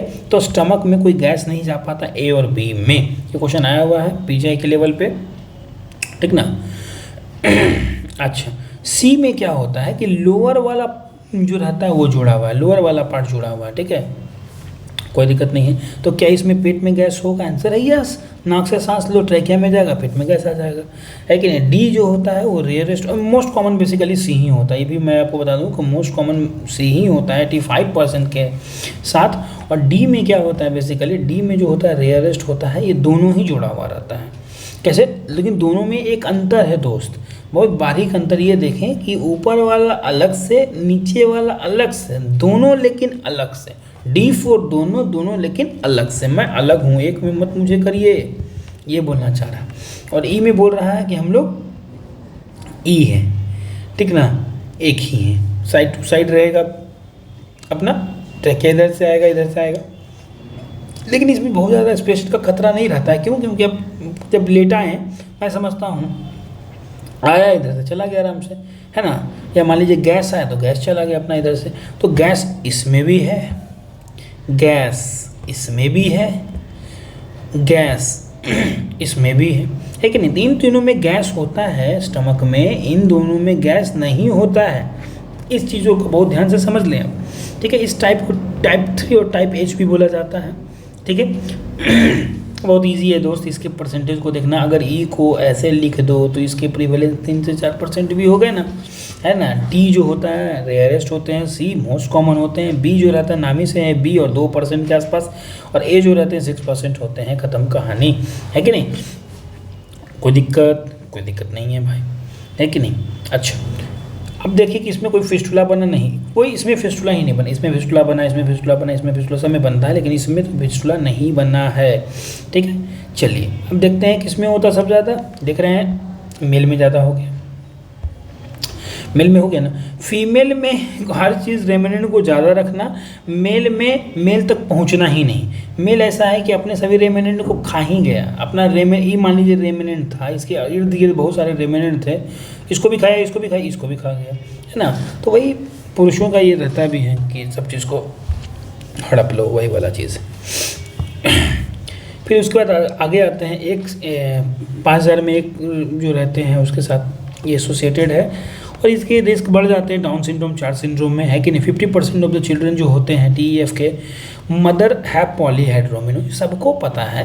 देखिए, अगर किडनी के कुछ प्रॉब्लम होंगे, किडनी से अगर यूरिन नहीं बनेगा तो ओलिगो के तौर पे आते हैं। और दूसरा क्या कि बच्चों में ऐसे मान लीजिए कि यही जो यूरिन बनता है फिर उसको वो सॉलो करते हैं, फिर बाहर निकलता है किडनी के थ्रू। लेकिन अगर ये सिर्फ यूरिन बनाता जाएगा और पेट में इसको अंदर ले करके एक्सक्रीट नहीं करेगा, क्योंकि क्यों करेगा जी, कैसे कर पाएगा। जैसे ही लेगा जाएगा ही नहीं नीचे, तो नहीं जाएगा तो आपको नहीं लगता है कि ओलिगो मतलब उसके जो एमिनियोटिक फ्लूइड्स हैं वो अच्छे से सॉलो नहीं होंगे, और जब नहीं होंगे तो वो इकट्ठा हो जाएंगे और पॉलीहाइड्रोमिनोस के रूप में प्रेजेंट करेंगे, है कि नहीं। तो 50% चिल्ड्रन में ये TEF में मदर में आपको देखने को मिलेगा पॉलीहाइड्रोमिनोस। पूछेंगे है जी आपका पेट बहुत बड़ा था क्या, हाँ आंसर आ गया, खत्म कहानी। 50% चिल्ड्रन है मल्टीपल कॉन्जेनिटल एनोमलीज 2, है कि नहीं। जब ये प्रॉब्लम आ रही हैं, एस कभी कभी रहता है वैक्टल्स, मैं बता रहा हूँ आपको, ठीक है। जब एक कॉन्जेनाइटल कहीं भी देखें तो उसके इर्द गिर्द बहुत सारे कॉन्जेनाइटल को सर्च जरूर करें। अगर किसी काम में, किसी प्रोग्राम में, सरकारी ऑफिस में घूस चल रहा है तो सब जगह चल रहा है अगल बगल, आप ध्यान से देखें, ठीक ना। तो वैसे ही अगर गलतियां कहीं हुई हैं तो सब जगह हुई हैं, ठीक है। आगे देखते हैं, इसमें वी के रूप में वर्टिब्रल एनोमलीज आपको मिलेंगे। ए से एनोरेक्टल नीचे भी नहीं डेवलप किया। सी से cardiac anomalies, VHD greater than PDA greater than TOF रहेगा, याद रखना इसको, है कि नहीं। VHD ज़्यादा होता है PDA, ठीक है। उसका आता है ट्रैकियोइसोफेजियल एनोमली जो हम लोग पढ़ ही रहे हैं, रेनल एनोमली, कभी कभी इसको रेडियल हाइपोप्लेजिया भी बोला जाता है। लिम के रूप में ये रेडियल हाइपोप्लेजिया लेकर के आता है। कभी कभी सर ने क्या बताया कि विदेशी कभी कभी गाइड बुक में स्टैंडर्ड बुक नहीं, गाइड बुक में कभी कभी एस से सिंगल अम्बिलिकल आर्टरी के तौर पे एस को दिखाया गया है, उसको भी समझे। रेडियल हाइपोप्लेजिया से क्या मतलब हो, रेडियल साइड के जो भी जैसे कि थंब वगैरह होंगे उनके हाइपोप्लेजिया देखने को अपने को मिलेंगे। ठीक है मैं प्रेजेंटेशन बता देता हूँ। प्रेजेंटेशन में क्या होगा, बच्चा पैदा हुआ है जी, तुरंत माँ दूध पिलाना चालू कर दी है, ठीक ना, या तो दूध पिलाई है तो दूध क्या है अंदर जा ही नहीं रहा है ना, ये चला गया कहाँ चला गया। फिर सोचे मोस्ट कॉमन की मैं बात करूँगा, तो जैसे ही आपने दूध पिलाया तो दूध तो गया नहीं, ठीक ना, तो सब मुंह में इकट्ठा हो गया, फिर ट्रैकिया में आ गया। जैसे ही ट्रैकिया में आया तो ट्रैकिया के कारण एस्पिरेशन हो गया, बच्चा चोकिंग करने लगा है कि नहीं, चोकिंग हो गया। या नहीं तो बच्चा को माँ दूध नहीं पिलाई है तो उसका अपना भी तो स्लाइवा बन रहा है, तो ड्रोलिंग ऑफ द स्लाइवा हो जाएगा, स्लाइवा अंदर जा ही नहीं रहा, स्लाइवा वहीं पे इकट्ठा हो जाएगा, है कि नहीं, और फिर इधर उधर गिरने लगेगा और ये अनएबल टू सॉलो हो जाएगा। इसमें एस्पिरेशन के तौर पे अपने कॉम्प्लिकेशन मिलेंगे, एस्पिरेशन निमोनाइटिस मिलेगा, बच्चा में डिस्ट्रेस आएगा, है कि नहीं, और बच्चा का क्या है डिस्टेंसेड एब्डोमेन होगा। ठीक है, हाँ डिस्टेंसेड एब्डोमेन इसीलिए होगा क्योंकि बच्चा जब भी सांस ले रहा है पेट में, जब भी सांस ले रहा है पेट में, कब नहीं जा रहा है, ए में नहीं जा रहा और बी में नहीं जा रहा। क्यों नहीं जा रहा है, ए में तो अपना गया ट्रकिया में चुपचाप से क्योंकि इसमें कोई ओपनिंग ही नहीं है, बी में भी देख पा रहे हैं आराम से गया, इसमें नहीं पहुंच रहा है दोस्त, ठीक ना, तो नॉट डिस्टेंशन के साथ दो ही पहुंच पाता है, कौन, ए और बी। ये क्वेश्चन बहुत इंपॉर्टेंट है, ये पीजीआई लेवल पे क्वेश्चन पूछा हुआ है। ठीक है, इन्वेस्टिगेशन क्या करेंगे आप, इन्वेस्टिगेशन के सबसे पहले आप कोशिश करेंगे कि चलो मैं डाल के देखता हूँ क्या इसोफेगस में एक tube, nasogastric tube, infant feeding tube, लेकिन वो आ नहीं रहा है कि नहीं नहीं जा पाएगा। सब मैं in the reference of common most common C ही टाइप से बताऊंगा, वो आप देखें। क्या था, ए फॉर एट्रेजिया, बोलिए A for atresia, B for ऊपर फ्यूज, सी फॉर नीचे फ्यूज, डी फॉर दोनों अलग अलग फ्यूज, ई फॉर हम एक हैं, दोनों फ्यूज लेकिन एक साथ, है कि नहीं, दूसरे से। तो सी को रखते हैं अगर हम, तो सी में क्या बताया नीचे वाला फ्यूज, है कि नहीं, तो ट्यूब जो है यहाँ पे कॉइल्ड हो जाएगा। अब जब भी देखिए तो यहाँ इस रीजन को जरूर फोकस करें, आपको बहुत सारा हिंट तुरंत मिल जाएगा। मिल ही क्या होगा देख पा रहेंगे, ट्यूब गेट कॉइल्ड करके क्वेश्चन में दिया हुआ रहेगा आपको। ठीक है, दूसरा क्या चीज़ है जी, अगर आप एच टाइप की बात करें, है ना, तो ट्यूब कैन पास। अच्छा आप एक बार सोचिए, आप ऊपर से ये सबको लेके देखिए क्या हो रहा है। पहले मैं इस गंदगी को थोड़ा साफ कर देता हूँ।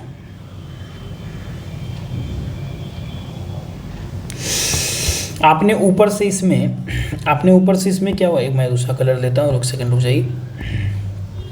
चलिए, क्या ट्यूब गया, नहीं, कॉइल्ड ट्यूब गया, बहुत मशक्कत से भाई, लेकिन दिक्कत हो रहा है भाई, ठीक है, ट्यूब गया, दिक्कत हो रहा है भाई, ट्यूब गया, बहुत दिक्कत हो रहा है भाई, ट्यूब गया, हाँ आसानी से गया, ठीक है। तो एच वाले में जो है थोड़ा आसानी से चला जाता है, एच वाले में मैं यही बता रहा था, ट्यूब कैन पास, लेकिन बाकी सभी में दिक्कत होता है, ठीक है। उसके बाद हम लोग क्या करते हैं, इनको देखने के लिए अलग अलग आपको स्कोपी करना होगा। आपने ट्रैकियोस्कोपी कर लिया, ठीक है, ट्रैकियो बोंकोस्कोपी जिसको हम लोग बोलते हैं, यानी तो इसोफेगोस्कोपी करके आप देख पा रहे हैं, इसको ईजिली आप डायग्नोसिस बना सकेंगे, ठीक है, लेकिन उतना ज़रूरत भी नहीं पड़ता है ना। दूसरा कॉन्ट्रास्ट स्टडी मेरा वेट ही तो कर रहा है बेचारा। कॉन्ट्रास्ट स्टडी के रूप में हम सेफेस्ट लेके चलेंगे आयनोहेक्सोल, है कि नहीं, और दूसरा उससे कम गैस्ट्रोग्राफिन, बैरियम सॉलो है, सबको पता है, ये सब नहीं करते हैं क्योंकि इस पर केमिकल पेरिटोनाइटिस होने का बहुत खतरा रहता है। इस बच्चे के साथ करना क्या है, इस बच्चे को क्या क्या दिक्कत है समझ पा रहे हैं। सांस में तो कोई दिक्कत नहीं है, लेकिन कुछ भी पिला रहे हैं दिला रहे दिक्कत है, और ये जो मुंह में जो स्लाइवा बन रहा है उससे दिक्कत हो रहा है। बच्चे को सबसे पहले अच्छा सा O2 दे दीजिए प्यारा सा, रिसर्सिटेट करने के बाद IV फ्लूइड आपने देना है कि नहीं। कैलोरीज बच्चा खा तो नहीं कुछ पाएगा ना, हाँ, तो 5% डेक्सट्रोज के साथ कैलोरीज ले लीजिए, है ना, कुछ इधर उधर एंटीबायोटिक भी दे दीजिए, अपना ठीक रहेगा बच्चा, क्योंकि न्यूमोनिया होने का चांस बहुत ज़्यादा है, ठीक। और बच्चे के फिटनेस को देखते हुए हम लोग सर्जरी के लिए प्रोसेस करेंगे। सर्जरी को जब प्रोसेस आगे करेंगे तो हमने दो बातें बहुत ध्यान में रखनी है कि उसका बच्चे का बर्थ वेट कितना है, निमोनिया किस तरह से डेवलप हुआ है कि नहीं। पहला बच्चा देखते हैं, ये बच्चा सिक कब कहलाएगा, जब इसका वजन 2 kg से कम होगा और उसमें न्यूमोनिया भर के होगा। आप भैया इसको छोड़ दीजिए, थोड़ा देर बाद ठीक हो जाएगा, तब हम बाद में करेंगे। अभी हमको चुपचाप खाना पहुंचाने दीजिए, पेट में छेद करेंगे, गैस्ट्रोओस्टोमी, ओस्टोमा बनाना है, खाना पहुंचाना है, खत्म कहानी। मेरा बच्चा ठीक है जी, ठीक से मतलब क्या है आपका, ठीक से मेरा मतलब है 2.5 kg से बड़ा और कोई न्यूमोनिया वगैरह भी नहीं है जी, है कि। आपको क्या करना है, थोरैकोटोमी करना है, ठीक है, थोरैक्स में घुसेंगे पोस्टरोलेटरल से, पोस्टरोलेटरल वाला कहानी में बता रहा हूँ, पोस्टरोलेटरल यानी कि पीछे से जाएंगे, लेटरल की तरफ से जाएंगे और राइट साइड से जाएंगे। राइट साइड क्यों? देखिए सर ने कितना अच्छा एक्सप्लेन किया है कि अगर ये ईसोफेगस है, ठीक है, तो आप ऐसा समझिए कि यहाँ आर्च ओपेरा उठा जा रहा है ना, आपको प्रॉब्लम यहाँ पे है, आपने प्रॉब्लम यहाँ पे है, तो आपने अपर 1/3 का अगर कोई भी प्रॉब्लम हो, ठीक है ना, तो राइट साइड से अप्रोच लेते हैं। नीचे का अगर लोअर ईसोफेगस में कोई दिक्कत हो तो आर्च ओपेरोटा, क्योंकि राइट साइड में ज़्यादा है, लेफ्ट साइड में कम नहीं, तो लेफ्ट अप्रोच लेंगे। वाओ, है मज़ा आया, ठीक है। तो यहाँ पे जब हम आप देख पा रहे हैं कि यहाँ पे थोरैकोटोमी करेंगे राइट साइड से पोस्टरोलेटरली क्यों कुछ बच्चे पूछते हैं, तो देखिए इसमें क्या है कि आगे साइड से जब भी हम अप्रोच करेंगे, मान लीजिए ये क्या हो गया, ये स्टर्नम हुआ, स्टर्नम के साथ साथ ऐसे जा रहा है ना, तो आगे ये कट करेंगे हम किसमें, हार्ट के पैथोलॉजीज के लिए, है कि नहीं। जब बना ही रहे हैं दिल, तो दिल से बनाओ ना यार, देख पा रहे हैं ना। तो इसको कट करके यहाँ इनके सर्जरी वगैरह जो हार्ट की सर्जरी होती है उसमें एंटीरियर अप्रोच लेते हैं, ठीक ना। बहुत यहाँ क्राउडिंग वगैरह भी है। पीछे से चलेंगे पोस्टरोलेटरल इसीलिए क्योंकि पीछे अपना खाली है, और राइट साइड क्यों, क्योंकि समझ में आएगा अपर 1/3 का पैथोलॉजी है। तो इसमें सबसे पहले क्या करना है अपने को, लाइगेट द फिस्टुला, जो फिस्टुला है उसको लाइगेट कर देते हैं, है ना, और उसको कट करके सबसे पहले जब इसको करिएगा तो ज़ाइगस भेनवीज में आएगा उछलता हुआ, उसको आपने लाइगेट करना है, कट करना है, ठीक ना। और उसके बाद जो है आप दोनों ट्यूब को जोड़ लीजिए, एनास्टोमोसिस इनटू एनास्टोमोसिस कर दीजिए, मेरा कहानी हो गया, ईसोफेगस ठीक हो गया है, ठीक है। तो अच्छा, इसमें कुछ क्वेश्चन पूछता है कि क्या आप ऐसा ज़ाइगस वेन को जो लाइगेट किए थे ऑपरेशन के दौरान क्या खोलिएगा भी, तो आंसर है नहीं, डी लाइगेट नहीं करते हैं, क्योंकि कोलेट्रल संभाल लेंगे, कोलेट्रल जो है उसको टेक केयर्स ऑफ, काटने की ज़रूरत नहीं है ना। तो इस तरह से इस बच्चे का भी जो सर्जरी था वो हो गया। इस सर्जरी को कैमरसन कैमरॉन हाइट ऑपरेशन बोलते हैं, कैमरॉन हाइट ऑपरेशन, है कि नहीं। और ये बच्चा मेरा ठीक हो गया है, कितनी अच्छी बात है कि नहीं, समझ में आ रहा होगा, इजीली है, ठीक है। अच्छा, 1 सेकेंड के लिए 2 सेकेंड के लिए एक इंपॉर्टेंट चीज़ आप फिर से देख लें, कॉन्जेनाइटल डायफ्रामेट्रिक हर्निया। कॉन्जेनाइटल डायफ्रामेट्रिक हर्निया के तौर पे आप समझिए कि ऊपर वाले ने ऐसा बनाया है कि एब्डोमेन और थॉरिक्स को अलग करने के लिए पहले मेरे पास क्या था, एक सर ने, एनाटॉमी वाले सर क्या बोलते हैं, पर्दा जैसा था, ठीक है। इसको हम लोग क्या बोलेंगे, मेम्ब्रेन बोलेंगे। ऊपर की तरफ जो मेम्ब्रेन है उसको प्लूरल मेम्ब्रेन बोलेंगे, सबको पता, नीचे की तरफ पेरिटोनियल मेम्ब्रेन बोलेंगे। लेकिन दिक्कत क्या होता है दोस्त, कि इसमें जो कैनाल बने होते हैं ना, ये फ्यूज़ करते हैं, तो प्लूरोपेरिटोनियल कैनाल होते हैं, ठीक ना। और जब कैनाल होते हैं तो इनमें ओपनिंग्स किसी बच्चे में रह जाती हैं। तो इसमें 2 तरह के ओपनिंग कभी कभी देखने को मिलता है। एक होता है जो लेफ्ट की तरफ पोस्टरोलैटरल की तरफ रहते हैं, क्या ओपनिंग, ठीक है ना। इसको हम क्या बोलेंगे, परसिस्टेंट ऑफ प्लूरोपेरिटोनियल कैनाल 10 वीक तक रहता है, ठीक ना। इसके कारण जो नीचे से चीज़ें, हर्निया का मतलब क्या होता है ना, सबको पता है, किसी विस्कस का किसी छेद से निकल जाना, खत्म कहानी। तो यहाँ निकल गया, इसको क्या बोलते हैं, बोकाडेलिक हर्निया, ठीक है। और ये 95% चिल्ड्रन में यही होता है जी, है कि नहीं। अच्छा, एक चीज़ और बोला जाता है कि बाद में एडल्ट के रूप में भी कभी कभी राइट साइड में एंट्रोमीडियल जो हर्निया होती हैं, है ना, साइनस ऑफ मॉर्गेग्नी वाला जो एरिया रहता है जी, है ना, वहाँ से निकलता है, तो इसको मॉर्गेग्नी हर्निया बोलते हैं। 5% एडल्ट के तौर पर आता है। राम, राइट साइड एंट्रोमीडियल में Morgagni hernia, as simple as that, है कि नहीं। मोस्ट कॉमन कंटेंट क्या पूछा जाता है, कोलोन होते हैं, ठीक ना, आप देख पा रहे हैं, आराम से देख पा रहे हैं। अच्छा, इस तरह के बच्चे जो कि बोकाडेलिक हर्निया रहते हैं वो कैसे प्रेजेंट करेंगे, आप ही बताइए। पूरा पेरिटोनियम का कंटेंट जो नीचे से ऊपर पुश कर दिया जी लंग में, लंग को कोई जगह ही नहीं है फैलने के लिए। तो most common presentation at birth, पैदा हुआ नहीं कि तुरंत रिस्पायरेटरी डिस्ट्रिक्ट में जाने लगा। अच्छा, बोला जाता है कि बच्चे का जब पेट देखिए तो पूरा फ्लैट है। बच्चे का पेट फ्लैट क्यों है, फूला हुआ क्यों नहीं है, क्योंकि इसका पूरा कंटेंट ऊपर चला गया। तो फ्लैट एब्डोमेन या स्केफॉइड एब्डोमेन जिसको बोला जाता है वो हो गया। हार्ट जो है, इतना पूरा कंटेंट जो है, मान लीजिए ये हार्ट है, ऐसे समझे, ये पूरा कंटेंट यहाँ आके हार्ट को पुश कर दिया इधर की तरफ, ठीक है ना। तो अपेरेंटली ये राइट साइड में चला जाता है, लेकिन इसको आप डेक्स्ट्रोकार्डिया ना बोलें प्लीज़, डेक्स्ट्रोकार्डिया नहीं होता ये, ठीक ना। मोर्टेलिटी का मेन कारण क्या हुआ, पल्मोनरी हाइपोप्लेजिया या पल्मोनरी हाइपोटेंशन।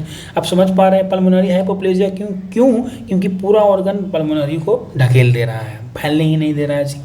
क्या इसमें वेंटिलेशन करना बच्चों को सबसे ज़्यादा ज़रूरत है, आंसर है यस, लेकिन कभी भी प्रेशर वेंटिलेशन के थ्रू इसे ना करें, है कि नहीं। कोई जैसे कि बैग एंड मास्क कॉन्ट्राइंडिकेटेड रहेगा यहाँ पे, अगर आप करिएगा फुलाना चाहेंगे तो लंग में पूरा प्रेशर हवा से दे रहे हैं पों पों, लेकिन वो फुल तो नहीं रहा है तो ले दे के वो रप्चर कर जाएगा, ठीक ना, नहीं देना है आपको। एक्स्ट्रा कॉर्पोरियल किसी वे में बच्चे को ऑक्सीजनेशन पहुँचाना है ना। इसमें क्वेश्चन क्या पूछता है कि size of the defect and time of surgery, कोई प्रोग्नोसिस नहीं है, बच्चे को सिर्फ आप स्टेबल करिए ना, बच्चे को सिर्फ आप आसानी से ऑक्सीजनेशन पहुंचाइए, है कि नहीं। और बाद में हम लोग जो है एब्डोमिनल अप्रोच से जाएंगे, थोरैको अप्रोच से नहीं जाएंगे, एब्डोमिनल अप्रोच से जा करके उसको हम ठीक कर देंगे।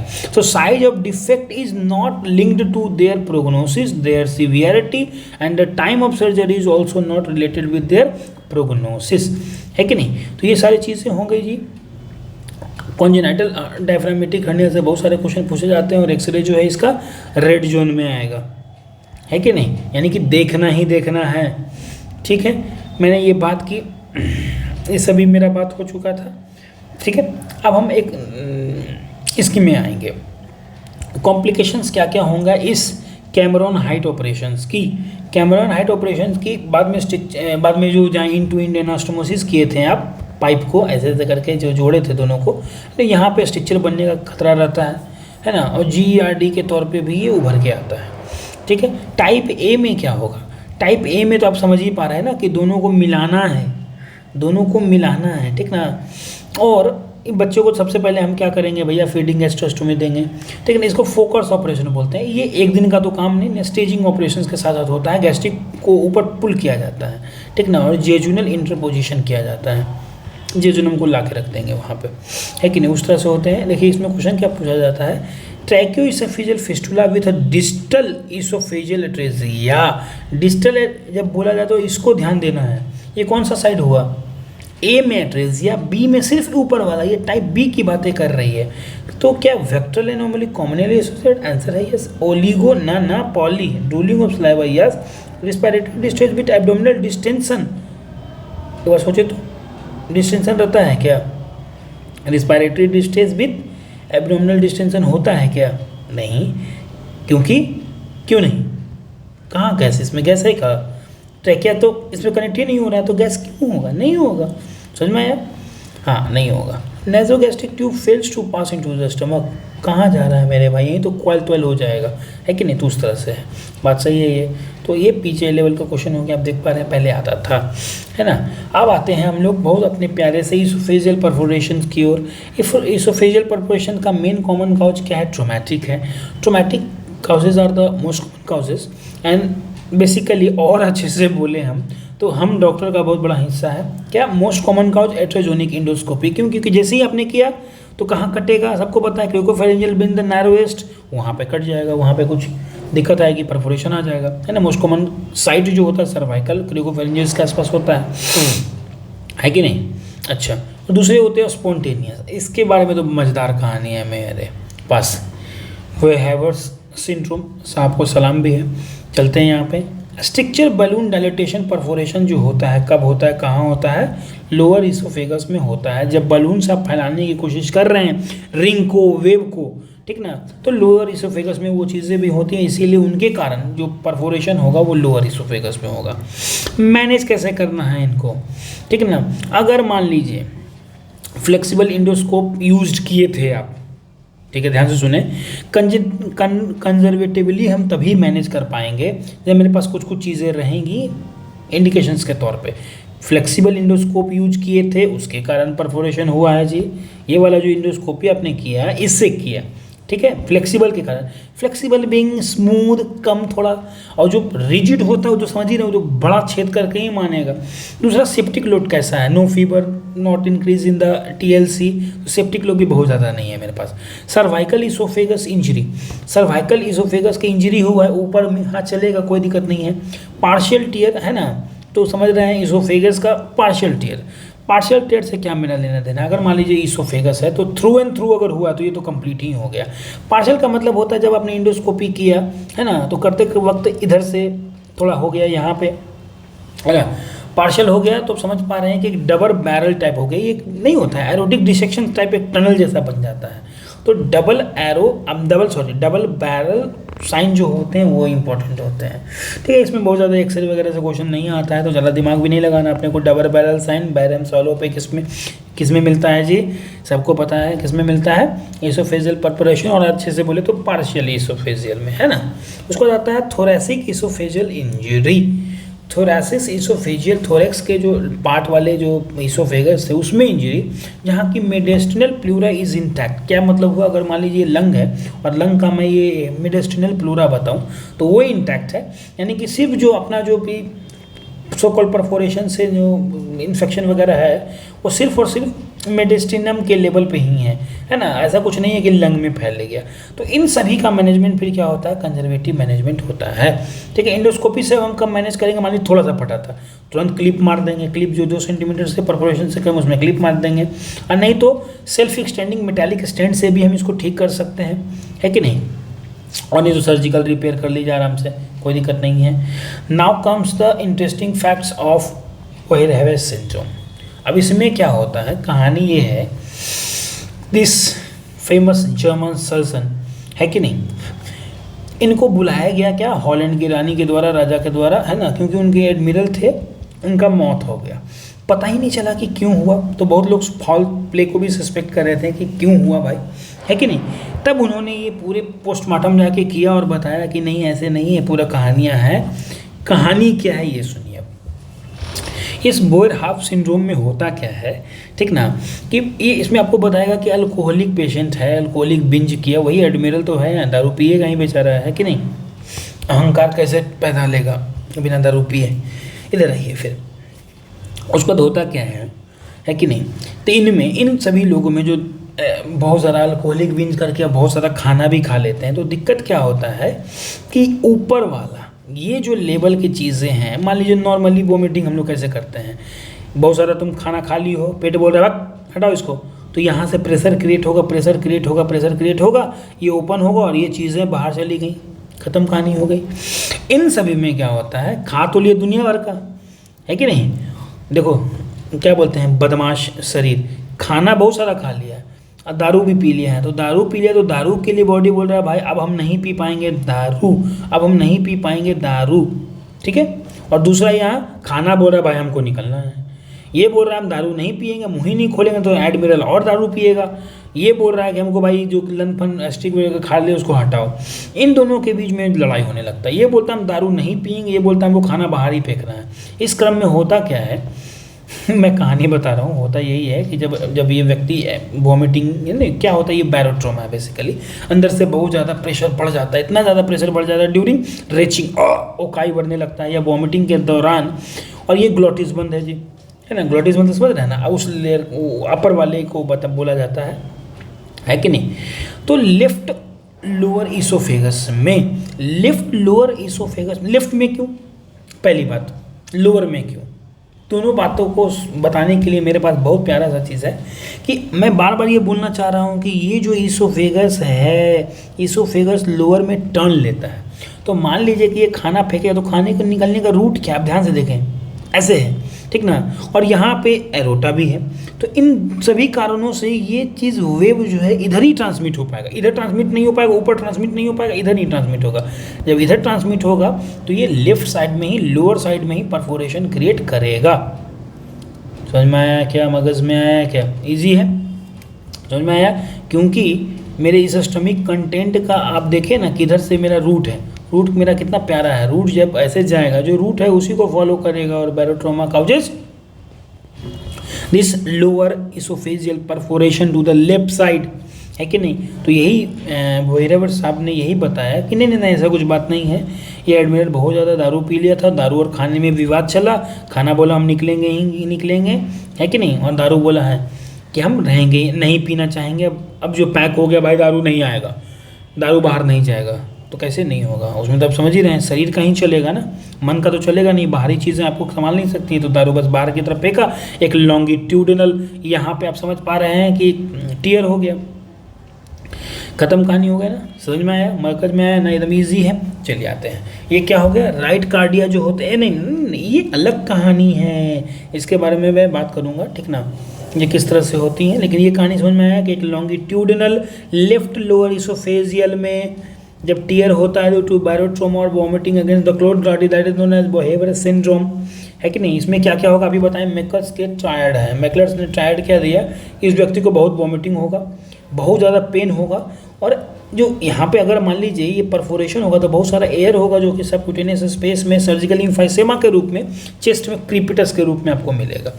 खत्म कहानी। हेमन साहब ने बताया, हेमन क्रंच, ये क्या बताता है कि जब आप हवा पूरे पेट के लिए और पूरे थॉरेक्स में फैल जाएगा, ठीक ना, तो जब आप स्कल्टेशन करेंगे, this is a sign of auscultation and during auscultation when we auscult, है ना, क्योंकि बहुत ज़्यादा नीमोपेरी मेडिनेस्टिनम हो चुका है, मेडिस्टिनम में बहुत हवा भर चुकी है, तो हार्ट साउंड को आप जब सुनेंगे तो एक क्रैकल क्रंच के साथ आपको सुनाई देगा, है कि नहीं। तो दिस इज हेमन क्रंच।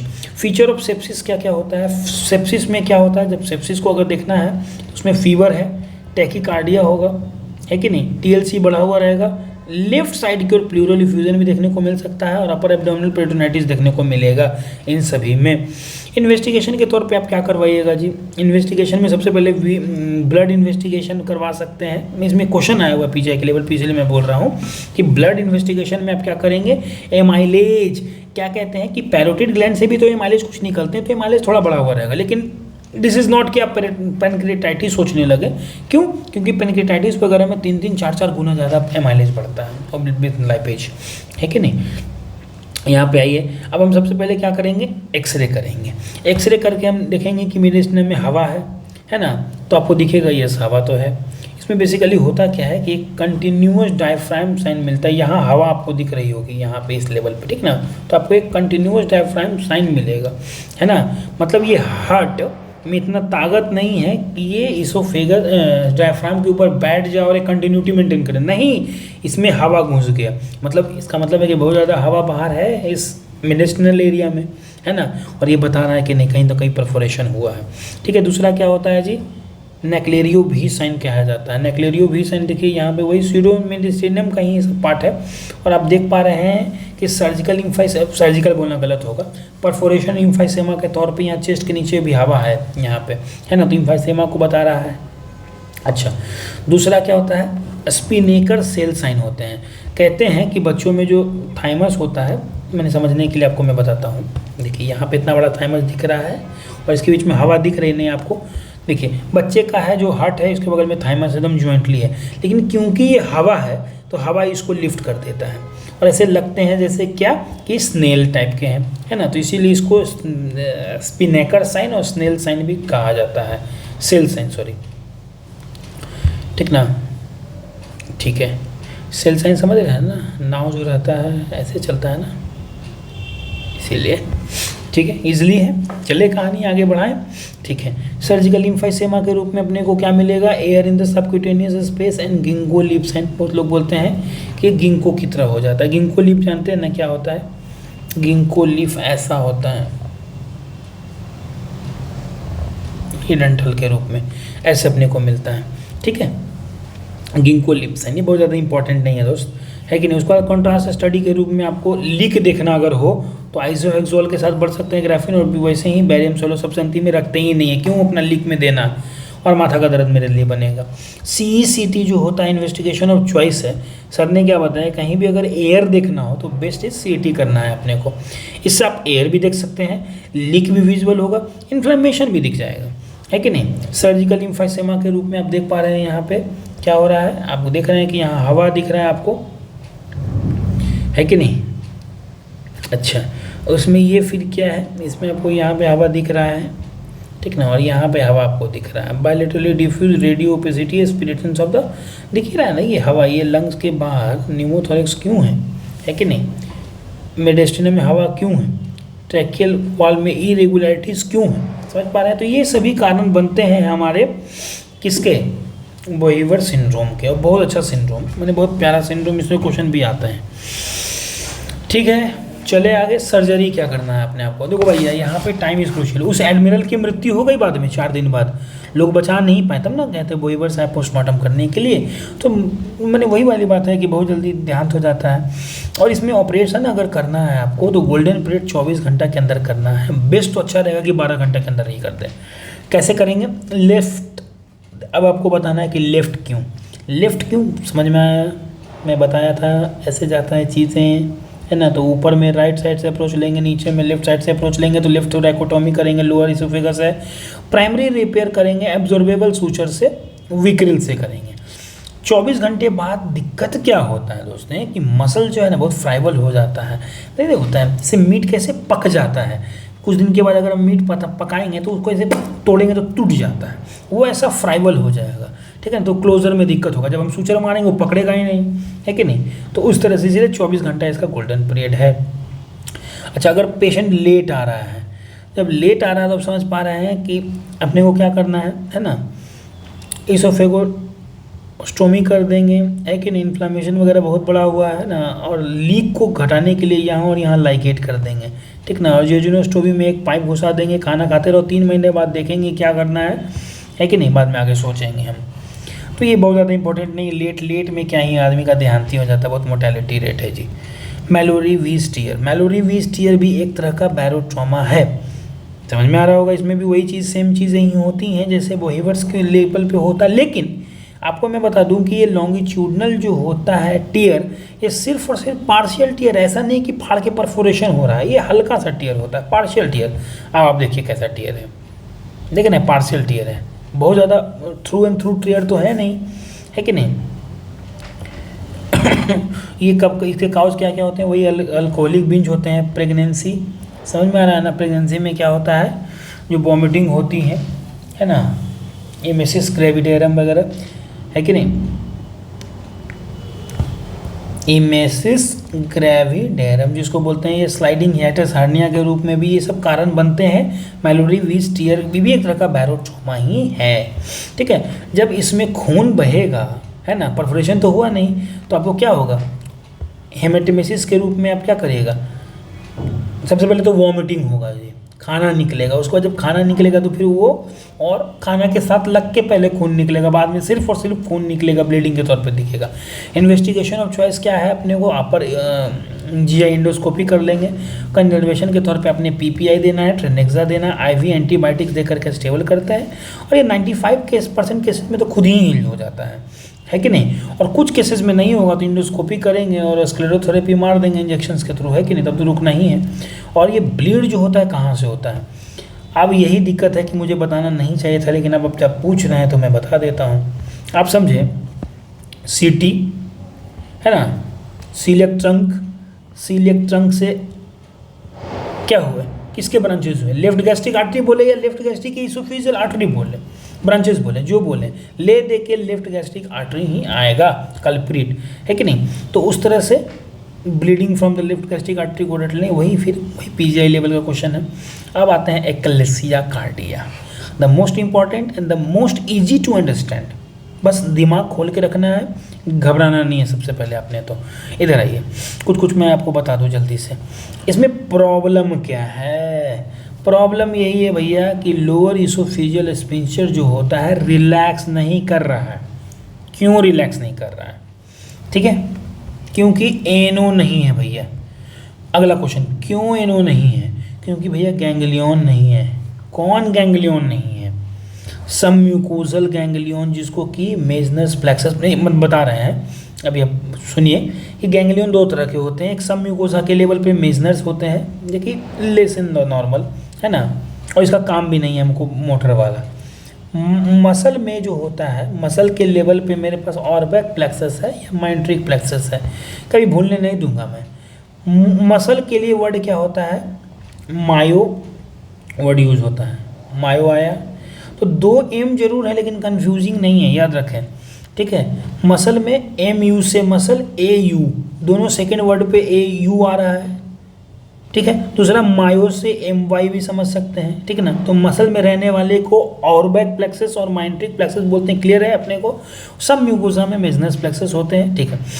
दिक्कत अब समझे, बहुत ईजी क्या है कि मेरे पास अगर 3 लेयर है, दिस इज अ म्यूकोसा, मैं ये वाला पेन ले लेता हूँ, खत्म हो गया, आप जल्दी से देख लेंगे। ये जो है म्यूकोसा है अपना, म्यूकोसा के बगल में सब म्यूकोसा है अपना, उसके बाद मसल से सबको पता है और बाहर में सेरोसा है, ठीक है। तो दिक्कत क्या है कि इस सब म्यूकोसल वाले में जो मेरा मेजनस प्लेक्सस होते हैं, इनका काम एब्जॉर्प्शन है, सिक्रीशन, ये वाला काम करते हैं बेचारे, है ना, क्योंकि वो म्यूकोसा के बगल में, लॉजिकल भी लग रहा है।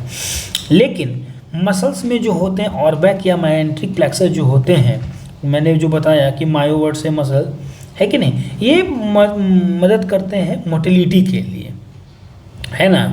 तो इसमें क्या होता है, इन बच्चों में, इन लोगों को इनहिबिटरी फाइबर्स इनके चले जाते हैं, सिर्फ इनहिबिटरी, सिर्फ इनहिबिटरी, सिर्फ इनहिबिटरी, 5 बार आप खुद बोलें, सिर्फ इनहिबिटरी, सिर्फ इनहिबिटरी, सिर्फ इनहिबिटरी, पूरे नहीं।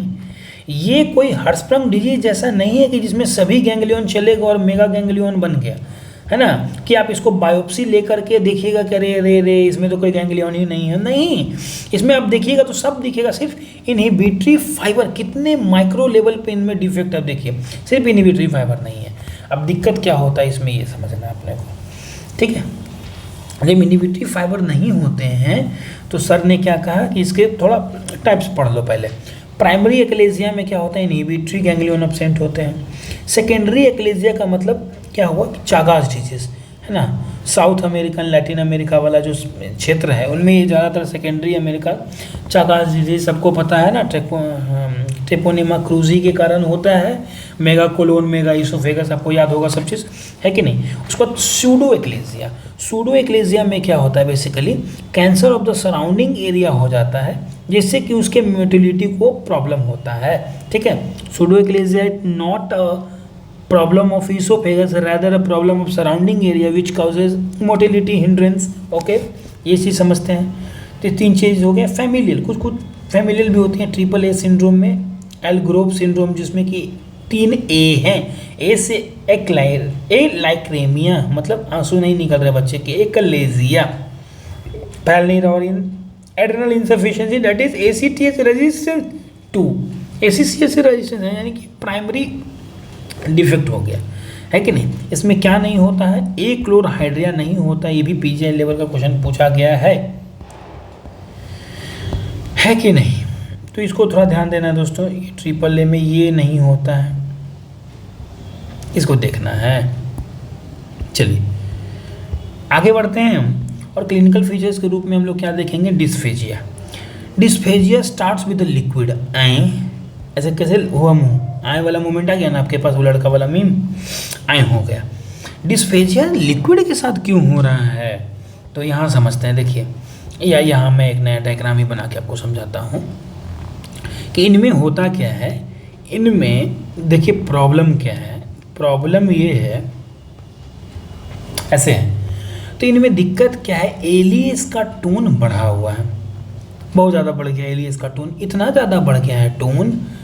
दिक्कत क्या है ना मैं वो सर वाला ये ले लेता हूँ, हाँ, कि ये जो चीज़ें हैं यहाँ पे जो है, जैसे ही इसका टोन बढ़ता है, ठीक है ना, तो शुरू में इसोफेगस अपना दम लगाता है, दम लगा के नीचे प्रोपेल करने की कोशिश करता है और आसानी से जीत जाता है, कोई दिक्कत नहीं है। लेकिन धीरे धीरे समय दर समय क्या होता है, इसोफेगस जो है डायलेट होता जाता है। जैसे जैसे डायलेट होगा, जैसे जैसे डायलेट होगा, इसमें प्रेशर बनाने की क्षमता तो हरदम रहेगी, लेकिन पेरिस्टाल्टिस को प्रोपोगेट करने की क्षमता खत्म हो जाएगी दोस्त, है कि नहीं। प्रोपोगेट नहीं कर पाएगा ये पेरिस्टाल्टिस को, जिस कारण से क्या होगा कि ये खाना ऊपर का ऊपर ही फंसा रह गया, है कि नहीं। और जब खाना ऊपर का फंसा रहेगा तो ऊपर वाले हिस्से को इरिटेट भी करेगा, जब ऊपर वाले हिस्से को इरिटेट करेगा तो कौन सा कार्सिनोमा होगा, ये मुझे बोलना नहीं चाहिए, है कि नहीं, स्क्वामस सेल कार्सिनोमा होगा। प्रॉब्लम यहाँ है, बीमारी यहाँ हो रहा है, क्यों, क्योंकि स्टोरेज यहाँ पे फंसा हुआ है, ठीक है। ये चीज़ें हो गई। अच्छा, अभी भी आपको समझ में तो नहीं आया होगा कि लिक्विड में ही क्यों, क्योंकि शुरू में जब ये एलियस बंद रहता है, मान लीजिए यहाँ पे, ठीक ना, तो खाना जो है, सर ने क्या बताया, ये खाना जो है एक डायनेमिक फोर्स लगाता है, ठीक है ना। और लिक्विड हरदम जो है स्टैटिक फोर्स लगाता है, ठीक है, लिक्विड फोर्स लगाएगा, सिर्फ चिपक के फोर्स लगा सकता है। लेकिन खाने के साथ दिक्कत क्या है कि खाना एक डायनेमिक फोर्स लगा सकता है। इन दोनों में बहुत बारीक अंतर है, ठीक है। तो ये व्यक्ति जब पानी पिएगा, और एक चीज़ और सर ने बताया कि लोअर इसोफेजियल स्फिंक्टर को खोलने के लिए 10 ग्राम से ज़्यादा वेट चाहिए, है कि नहीं। तो अगर बहुत कम पानी पिए हैं तब पर भी उसका इतना भार भी नहीं है कि वो खोल पाए, है कि नहीं। और दूसरा कि वो स्टैटिक कंपोनेंट वाला फोर्स लगाता है कि नहीं। तो इससे क्या होगा, सबसे पहले व्यक्ति को पानी पीने में ही दिक्कत होने लगेगा, है कि नहीं। और बाद में ये धीरे धीरे धीरे इतना जिद्दी हो जाएगा कि सॉलिड के लिए भी नहीं खुलेगा, सॉलिड भी अपना डायनेमिक कंपोनेंट से उसको नहीं खोल पाएगा, है कि नहीं, ठीक है। तो बाद में ये प्रोग्रेसिव टू द सॉलिड हो जाएगा। एज की बात करें 15 से 50, 3rd-4th वीक में ज़्यादा, है ना। वही फीमेल में ज़्यादा होता है, फीमेल के साथ आपको दिखेगा, और मेल में कम होता है, यानी कभी भी मेल में ज़्यादा नहीं हो पाएगा। ये कॉम्बिनेशन तो ब्रो पॉसिबल ही नहीं है ना। फीमेल इज ग्रेटर देन और इक्वल टू मेल के साथ रहेगा। अच्छा, दूसरा क्या है, रिजर्जिटेशन, हैलिटोसिस, एस्पिरेशन, सुपाइन पोजीशन में आपको देखने को मिलेगा। वही सिर्फ जमा है तो कहाँ जाएगा जी, रिजर्जिटेट करेगा, ऊपर की तरफ बाहर फेंको, हैलिटोसिस के रूप में महकेगा, है ना। और तीसरा कि एस्पिरेशंस के रूप में ट्रैकिया में जा करके। वेट लॉस, खाना लग ही नहीं रहा, खाना जा ही नहीं रहा तो लगेगा क्या, weight loss. Risk of cancer, yes, at the dilated part, yes. ACC, yes, 10% risk है, almost 20 times greater higher risk को बढ़ा देता है जी, है कि नहीं। तो वही सब चीज़ ने बताया जो मैं बता रहा हूँ कि लोअर स्पिरिचुअल का जो प्रेशर होता है 20 से 25 है, और पेरिस्टाल्सिस का है 60। तो शुरू में तो खाना को दम लगा के पेरिस्टाल्सिस लगा के ढकेल दिया नीचे, है कि नहीं। लेकिन बाद में क्या हुआ, हमेशा दम लगाते लगाते एक आदमी तो थक ही जाएगा ना, ठीक ना। तो अब दिक्कत क्या है कि प्रेशर अभी भी 60 लग रहा है, लेकिन पेरिस्टाल्सिस प्रोग्रेट नहीं कर रहा, नीचे की तरफ जा नहीं रहा है ना। इसको खोलने के लिए 10 ग्राम से ज़्यादा अगर रहेगा तो ऐसे भी खोल देगा with the dynamic component, not with the static component, that is with liquid वाला केस नहीं खोल पाएगा, है कि नहीं। तो वही सब चीज़ें अब इन्वेस्टिगेशन के तौर पे आप क्या क्या करवाएंगे। जब मैं इन्वेस्टिगेशन करवाता हूँ तो मुझे एक क्या दिख रहा है जी, चूहे की पूंछ दिख रही है ना। रैट टेल साइन दिखता है अपने को, रैट टेल साइन दिखता है कि बर्ड बिग साइन दिखता है। गलत कहानी, गलत कहानी, गलत कहानी, ठीक है। देखें, बर्ड बिग साइन दिखेगा, दोनों दिख सकते हैं, ठीक ना। लेकिन दोनों में बहुत बारीक अंतर, बहुत मामूली अंतर रहेगा, ठीक है ना। जिसे वही बोलते हैं सर्जन की ही आँख पकड़ पाएगी। क्या है जी, ये बर्ड के चोंच जैसा भी दिख रहा है और रैट के पूंछ के जैसा भी दिख रहा है। ये दोनों दिखता है अक्लेजिया और कैंसर में। लेकिन दिक्कत क्या है ना, ये सेरेशंस, ये बहुत स्मूथ रहेगा अपने को अक्लेजिया में, और कैंसर में ये चीज़ें जो रहती है सेरेटेड खाए हुए रहेंगे, है ना। तो यहाँ से समझना है अपने को, गलत नहीं है, सही है। Bird beak sign, rat tail sign दोनों प्रेजेंट होते हैं इसमें, है कि नहीं। ऑन द बैरियम सॉलो आपने को देखने को मिलेगा, ठीक है। एक्सरे करेंगे, लेकिन एक्सरे से कुछ मामूली चीज़ें नज़र आएंगी, सिर्फ और सिर्फ कि यही डायलेटेड है मेरा इसोफेगस, उससे ज़्यादा कुछ नज़र नहीं आने वाला है। उससे ज़्यादा तो अच्छा रहेगा कि आप इंडोस्कोपी करें, and this is the first investigation, and we यहीं से शुरू मानते हैं अपने आप को कि first investigation to be endoscopy. इसमें अपने को डायलेटेड इंडोस्कोपी के रूप में मिलेगा। फूड और वाटर आपने को वहाँ दिखेगा, कह रहे यार यहाँ तो जाम लगा हुआ है। और तीसरा एलियस क्लोज्ड मिलेगा अपने आप को, है ना। लेकिन एक सर ने बताया कि जैसे ही आप वही इंडोस्कोप डालेंगे तो खुल जाएगा। बीइंग इंडोस्कोप सॉलिड चीज़, वो डायनेमिक कंपोनेंट लगा के खोल देता है।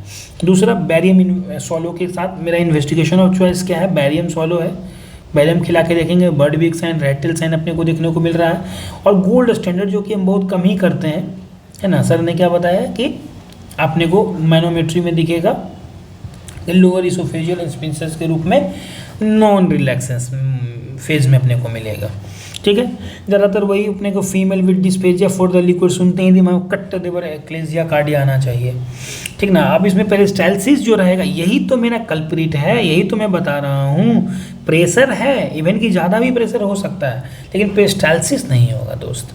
ये चीज़ें हैं। इसके लिए क्लासिफिकेशन है शिकागो क्लासिफिकेशन। शिकागो क्लासिफिकेशन जो based on high resolution manometry पे डिपेंड करता है। और इसमें क्या बताता है कि 3 लेवल है मेरे, ध्यान से सुनिएगा। LES not relaxing, okay. Peristalsis तीनों में ही नहीं मिलेगा, काम यहाँ पे है। पेरिस्टाल्टिक प्रेशर की बात करें तो पेरिस्टाल्टिक प्रेशर पहले वाले में या तो नॉर्मल प्रेशर रहेगा या तो प्रेशर कम भी हो सकता है, ठीक है ना, इस शुरुआती फेज में। दूसरे फेज में क्या हुआ दूसरे वाले स्टेज में आप देख पा रहे हैं कि इसमें पीईपी यानी कि पैन इसोफेजियल प्रेशराइजेशन, यानी कि पूरे इसोफेजल का प्रेशर का जो होगा वो 20% से ज़्यादा ऑफ द सॉलो होगा। यानी कि क्या बोलना चाह रहा है कि अगर हम मान लीजिए टेस्ट किए 20 डिग्लूटिनेशन स्टडीज़ किए तो ठीक है, तो 20% कितना हुआ 4, तो 4 से ज़्यादा बार मुझे पूरे इसोफेगस का प्रेशर बढ़ा हुआ मिला है। कितना? ऑलमोस्ट वही 450 के आसपास, बहुत ज़्यादा मिला है। 20% से ज़्यादा मुझे हाई ग्रेड में, मतलब ये बेसिकली कैटेगरी 2 है कि पूरे इसोफेगस का हमको प्रेशराइजेशन बढ़ा हुआ मिला है कि नहीं, हाई प्रेशर 400 ज़्यादा। अच्छा, तीसरे लेवल पे क्या होता है, देखिए बीमारियां जो हैं, ज़्यादा बीमारी देखो क्या हुआ कि पूरे इसोफेगस में फैलना है, बहुत हाई ग्रेड बीमारी नहीं है, लेकिन सिर्फ और सिर्फ confined to the distal part में लोअर इसोफेजियल प्रेशर बहुत ज़्यादा बढ़ जाना है कि नहीं, कि डिस्टल स्पास्टिक कॉन्ट्रैक्शन उसको बोलते हैं। ग्रेटर देन 20% केसेस में क्या होता है, लोअर पार्ट में ही, सिर्फ लोअर पार्ट में है ना, प्रेशर बढ़ जाता है वही 20%। यानी कि अगर हम 20 डिग्लूटिनेशन स्टडी करते हैं तो उसमें 4 डिग्लूटिनेशन स्टडी में सिर्फ और सिर्फ डिस्टल पार्ट में मेरा प्रेशर 450 के आसपास रहेगा, है कि नहीं। तो वो बताना चाह रहा है। इसमें डिस्टल लेटेंसी जो रहते हैं वो क्या रहते हैं दोस्त, डिस्टल लेटेंसी 4.5 सेकेंड से कम रहेंगे, मतलब नीचे में आके प्रेशर का रुकना 4.5 सेकेंड से ज़्यादा नहीं, कम रहेंगे, ठीक है। और धीरे धीरे समय दर समय, पहले के समय में क्या बताया कि जब हम लोग पीजी करते थे, सर का एज हमको लगता है अभी कम से कम 50-60 उस रेंज में रहा होगा, 50 कम ही मैं बता रहा हूँ, ठीक ना। तो पहले के लोग जब आते थे, जब उतनी मेडिकल फैसिलिटीज़ नहीं थी, तो इसोफेगस इतना बड़ा फूल के हो जाता था जैसे सिग्मोइड जैसा, जिसको सिग्मोइडाइजेशन बोलते हैं। In the very late period, 10-20 साल बाद अगर आता था तब, ठीक ना। तो ये चीज़ें हमारी जो हैं इस तरह से प्रेजेंट करती हैं। मैं समझ पा रहा हूँ कि एक्लेसिया कार्डिया के रूप में कुछ छूटा नहीं है कि नहीं। मसल्स और बैक प्लेक्सस में जो है अपना मोटिलिटी वाला जो डिफाइंड है, उसकी इनहिबिटरी फाइबर्स नहीं सिर्फ होते हैं, ठीक ना। और इसमें आपको बायोप्सी से कुछ नहीं पता चलेगा, तो बायोप्सी मत करिए प्लीज़, क्योंकि सिर्फ और सिर्फ इनहिबिटरी है। ये हिस्पंग डिजीज़ तो है नहीं, कैटेगरी मैंने बता दिया। वायरल सोलो पे टिप मिलेगा, मैनोमेट्री गोल्ड स्टैंडर्ड, जो कि रेयरली ही करते हैं, सर ने बताया। ट्रीटमेंट में मेडिकल ट्रीटमेंट के साथ दिक्कत यही है कि इसका कोई इफिकेसी है नहीं दोस्त, मात्र 10% इफिकेसी के साथ काम करता है। सीसीपी, निफिडिपिन और नाइट्रेट भी यूज़ कर सकते हैं आप, लेकिन बहुत अच्छा नहीं है। फिर आ जाता है इंजेक्शन ऑफ बोtulinum टॉक्सिन, ठीक है भैया रखो। मैं बार बार बोल रहा हूँ, टॉक्सिन का इफेक्ट ट्रांजिएंट होगा, कुछ 3-4 महीने बाद फिर खराब होगा। तो क्वेश्चन आता है सबसे ज़्यादा रिकरेंस के तौर पे क्या आता है, यही आता है। 50% ज़्यादा केसेज जो रहते हैं रिकर कर जाते हैं, ठीक है। और तीसरा है बलून डायलेटेशन, डायलेट करेंगे, इतना ज़्यादा बलून को डायलेट करके छोड़ देंगे, 50 फ्रेंच वाले साइज़ को रख के 10 मिनट के लिए फैला के छोड़ देंगे, तो कहते हैं कि इसका इलास्टिन टूट जाता है, और इलास्टिन टूट जाता है तो रिलैक्स कर जाता है कि नहीं, ठीक है। सबसे पहले हम लोग गाइड वायर देते हैं, देखिए यहाँ तो होगा ही ना। सबसे पहले मैंने गाइड वायर से नीचे आया, फुलाया, 10 मिनट तक फुला के रखा, टूट गया, ठीक है। चलिए आगे आते हैं। अब आता है यहाँ से ट्रीटमेंट, हेलर्स मायोटोमी, ठीक ना। अगर इसका पूरा नाम बोले हेलर्स कार्डियोमायोटोमी। कार्डियो वर्ड क्यों, हमने क्या करना है, नीचे जाना है और इस एरिया में जो मसल्स हैं उसको काटना है। काटना कैसे उसको भी समझे। जब नीचे वाले एरिया में जब काटना चालू करेंगे, मसल माने सेरोसा है ना, आउटर इनर, काटते करते करते करते करते करते सर ने क्या बताया कि जब तक काटे जब तक ये पाउट ना कर जाए, है ना, सम म्यूकोसा और म्यूकोसा वाला लेवल जो है पाउट कर जाए। पूरा नहीं काटना है, परफोरेट नहीं कर देना है, बस मसल्स के द्वारा जो लगने वाले प्रेशर है उसको काट देना है। दिक्कत क्या है, इस कार्डियो वर्ड का इंपॉर्टेंस तब आता है जब आप लोअर में मसल काट रहे हैं और सोच रहे हैं कि मेरा काम तो हो गया, लेकिन नहीं, ऐसा नहीं होता है, वो प्रेशर कम ही नहीं होता है। यहाँ पे कॉलर स्लिंग है, उनको भी काटना होगा, कॉलर स्लिंग को काटना ही काटना होगा। यही है जो कि लोअर इसोफेजियल का प्रेशर को बढ़ाया हुआ है, ठीक है। तो this collar sling to be cut, ठीक है। आपने कट कर दिया, जब कट कर दिया तो आपका आधा काम तो हो गया। इसको आप लेप्रोस्कोपी विधि से जाएं या लेप्रोटोमी से। लेप्रोस्कोपी तो आजकल सबको पता है सबसे अच्छा रहता है, ठीक है। दिक्कत क्या होगा, जब आपने खोला तो GERD हो जाएगा, ये पूरा ही खुल जाएगा, पूरा सामान ऊपर फेंकने लगेगा। तो ये एक आधा काम हुआ मायोटोमी, इज ए हाफ ट्रीटमेंट। अगला ट्रीटमेंट क्या है कि फंडोप्लाइकेशन। आपने क्या करना है, इसका फंडस को पकड़ना और यहाँ जोड़ देना है ना, डोर फंडोप्लाइकेशन करते हैं, ठीक है। ये एक ट्रीटमेंट हो गया, बहुत अच्छा ट्रीटमेंट है।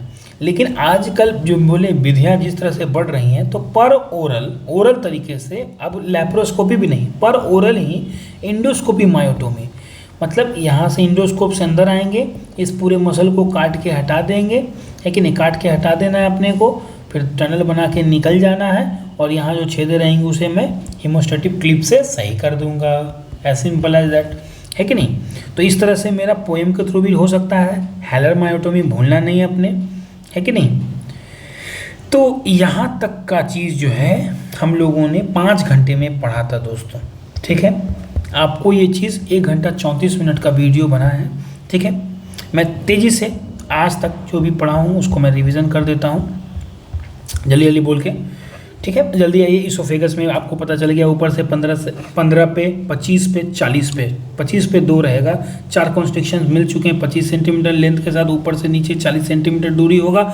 इसोफेगस यूरेटर ड्यूडेनम का 25 सेंटीमीटर होता है। इसमें अच्छी चीज़ ये है कि कोई सेरोसा नहीं होता है, सेरोसा नहीं होने के कारण वेनस प्लेक्सस नहीं होता है, हेलिकोइडल पैटर्न रहते हैं, DES का पैटर्न भी उसी को बताता है, ठीक ना। डायफ्राम में 3 ओपनिंग है, T8, T7, T12, T8 वाला सेंट्रल टेंडन में होता है वेना के बाद इसोफेगस का, T10 10 इसोफेगस वैगस, ठीक ना। T12 एरोटा, AT रहता है, थोड़ा सिगरेट रहता है। ब्लड सप्लाई ऊपर का आपको पता है, इन्फीरियर थायरॉयडल आर्टरी रहता है, रोटा के डायरेक्ट ब्रांचेज और ब्रोंकियल आर्टरी के रूप में नीचे जो लेफ्ट गैस्ट्रिक आर्टरी बोलना से अच्छा रहेगा कि लेफ्ट गैस्ट्रिक आर्टरी के इसोफेजियल ब्रांचेज बोले म्यूकोसा के तौर पे, ऊपर में जो non keratinised stratified squamous epithelium, lower वाले में सिर्फ कोलुमिनार एपिथेलियम रहता है, लेकिन ऊपर में अगर हम GERD की बात करें तो मेटाप्लेजिया होता है, नेशनल मेटाप्लेजिया होती है, यूजुअली एसिम्प्टोमेटिक भी मिलते हैं हमको, है कि नहीं। उसके बाद ओवरऑल इसोफेगस में जो कैंसर होगा स्क्वामस एपिथेलियम, स्क्वामस कोलुमिनार एपिथेलियम होगा, नीचे वाले में जो होंगे बहुत कम में जो होते हैं एडिनो होते हैं, ठीक है, सबको पता है ना। फिर कुछ मैंने यहाँ डाई की बात की है, कोई दिक्कत नहीं है। उसके बाद कैसे अपने को इसोफेगस करना चाहिए, डायवर्टिकुलम, एक ट्रू डायवर्टिकुलम है, एक्वायर डायवर्टिकुलम है कि नहीं। ये भी 2 तरह का होता है, पल्सन और ट्रैक्शन सबको पता है, एक्वायर्ड और उसके बाद कॉन्जेनाइटल ट्रू होते हैं, सबको पता है, ठीक है। यहाँ पे ध्यान रखना है अपने को कि बीच वाला जो होता है ट्रैक्शन के कारण, टीवी के कारण होता है, जेनर डायवर्टिकुलम पोस्टीरियर वाल का चीज़ है, थायरोफेरेंजियस ऊपर, क्रिकोफेरेंजियस नीचे। इसमें कल्प्रिट क्या है, क्रिकोफेरेंजियस से उसका टोन बढ़ जाता है, क्यों टोन बढ़ जाता है, क्योंकि है ना, फिर इसमें अपने को एसिटाइलकोलिन की बढ़ जाता है ना, सब्सटेंस भी बढ़ जाता है। इसमें डिफेजिया माइल्ड टू मॉडरेट मिलेगा, डिजीटेशन हेलिटोसिस के साथ एस्पिरेशन मिलेगा, लंग एब्सेस मिलेगा, बहुत खतरा रहता है। वॉइजेस साइन बहुत ज़्यादा इंपॉर्टेंट नहीं है, ठीक है। मॉर्टेंस क्लासिफिकेशन हल्का याद रखना है। इन्वेस्टिगेशन में आप देख पा रहे हैं नीचे की तरफ एक पाउच बना हुआ रहता है, इन्वेस्टिगेशन ऑफ चॉइस, इसमें बैरियम सॉल्व सबको पता है। CT स्कैन का कोई रोल नहीं है दोस्त। ट्रीटमेंट के लिए अपने को क्या करना है, सर्जरी करना है, ज़रा होगा तो फिर अपने को क्रिकोफेरेंजियस को काट करके उसको डायवर्टिकुलोक्टेक्टमी कर देंगे, 2 से कम रहेगा तो मायोटोमी से क्रिकोफेरेंजियस को काटेंगे, इंजेक्शन बोटुलिनम देंगे, 2 से 4 रहेगा तो पिक्सी मारेंगे, खत्म कहानी होगा। डोलाम ऑपरेशन एक इंडोस्कोपिक सर्जरी है, किसके लिए, इंडोस्कोपिक सर्जरी है, किसके लिए, तो जल्दी बोलो, इंडोस्कोपिक सर्जरी है जेंकल्स डायवर्टिकुलम के लिए। कौन, डॉलमेंस ऑपरेशन। इसोफेजियल वेव के बारे में कुछ बोलना ही नहीं है, औरतों में होता है आयरन डिफिशिएंसी एनीमिया, खाना में आयरन दो नहीं तो हम फेंक देंगे इसको, ऐसा उसका कहना है ना। Investigation of choice, barium solve है, खत्म कहानी। इसोफेजियल रिंग जो होते हैं, जिसको सैड्सकी रिंग भी बोलते हैं, ये एक तरह का बना हुआ स्लाइडिंग हर्निया में बीच में प्रोटेक्शंस के रूप में बना हुआ रिंग है, ये चारों तरफ से होगा, सिमेट्रिकल होगा, है कि नहीं। फिर उसके बाद चलते हैं, ये मेल में ज़्यादा होता है, मेल में क्योंकि हाइटस जो है खुला हुआ है, मैं बताया क्या इसका ओरिजिन वही है, खुला हुआ होना, हाइटस स्लाइडिंग हर्निया होना, ये एक तरह का नॉन प्रोग्रेसिव चीज़ है, एक समय में जाके बंद हो जाता है, कोई लिक्विड के लिए तो नहीं, लेकिन हाँ सॉलिड के लिए जरूर डिस्पेसिया होगा, एपिसोडिक होगा, सबको पता है कि नहीं। ईडिमा वगैरह के बढ़ने से स्टिग्माटाइजन, जब बड़ा बड़ा गोला खाइएगा तो दिक्कत ज़्यादा होगा भैया, सिंपल एज दैट। ट्रैकियोइसोफेजियल फिस्टुला के तौर पे मैं ए से बताऊंगा एट्रेजिया, बी से मैं क्या बताऊंगा ऊपर वाला फ्यूज नीचे वाला फ्यूज, डी से दोनों फ्यूज विथ अलग अलग, ई से हम एक हैं, है कि नहीं। फिर उसमें इसमें डाउन सिंड्रोम, चार्ल्स सिंड्रोम के साथ इसकी रिस्क बढ़ जाती है। मदर को बताएगा कि पॉलीहाइड्रोमिनोस था, ये जुड़ा हुआ है वेक्टल से, भी से क्या होते हैं वर्टिब्रल, ए से एनोरेक्टल होते हैं, सी से कार्डियक होते हैं जो VSD के साथ सबसे ज़्यादा है, टी से ट्रैकियोएसोफेजियल, आर से रेडियल या रेनल दोनों बोलना है। लिम्ब में रेडियल हाइपोप्लेसिया होने का खतरा रहता है 2 से 3 बार, drooling of the saliva, choking, this that, है कि नहीं।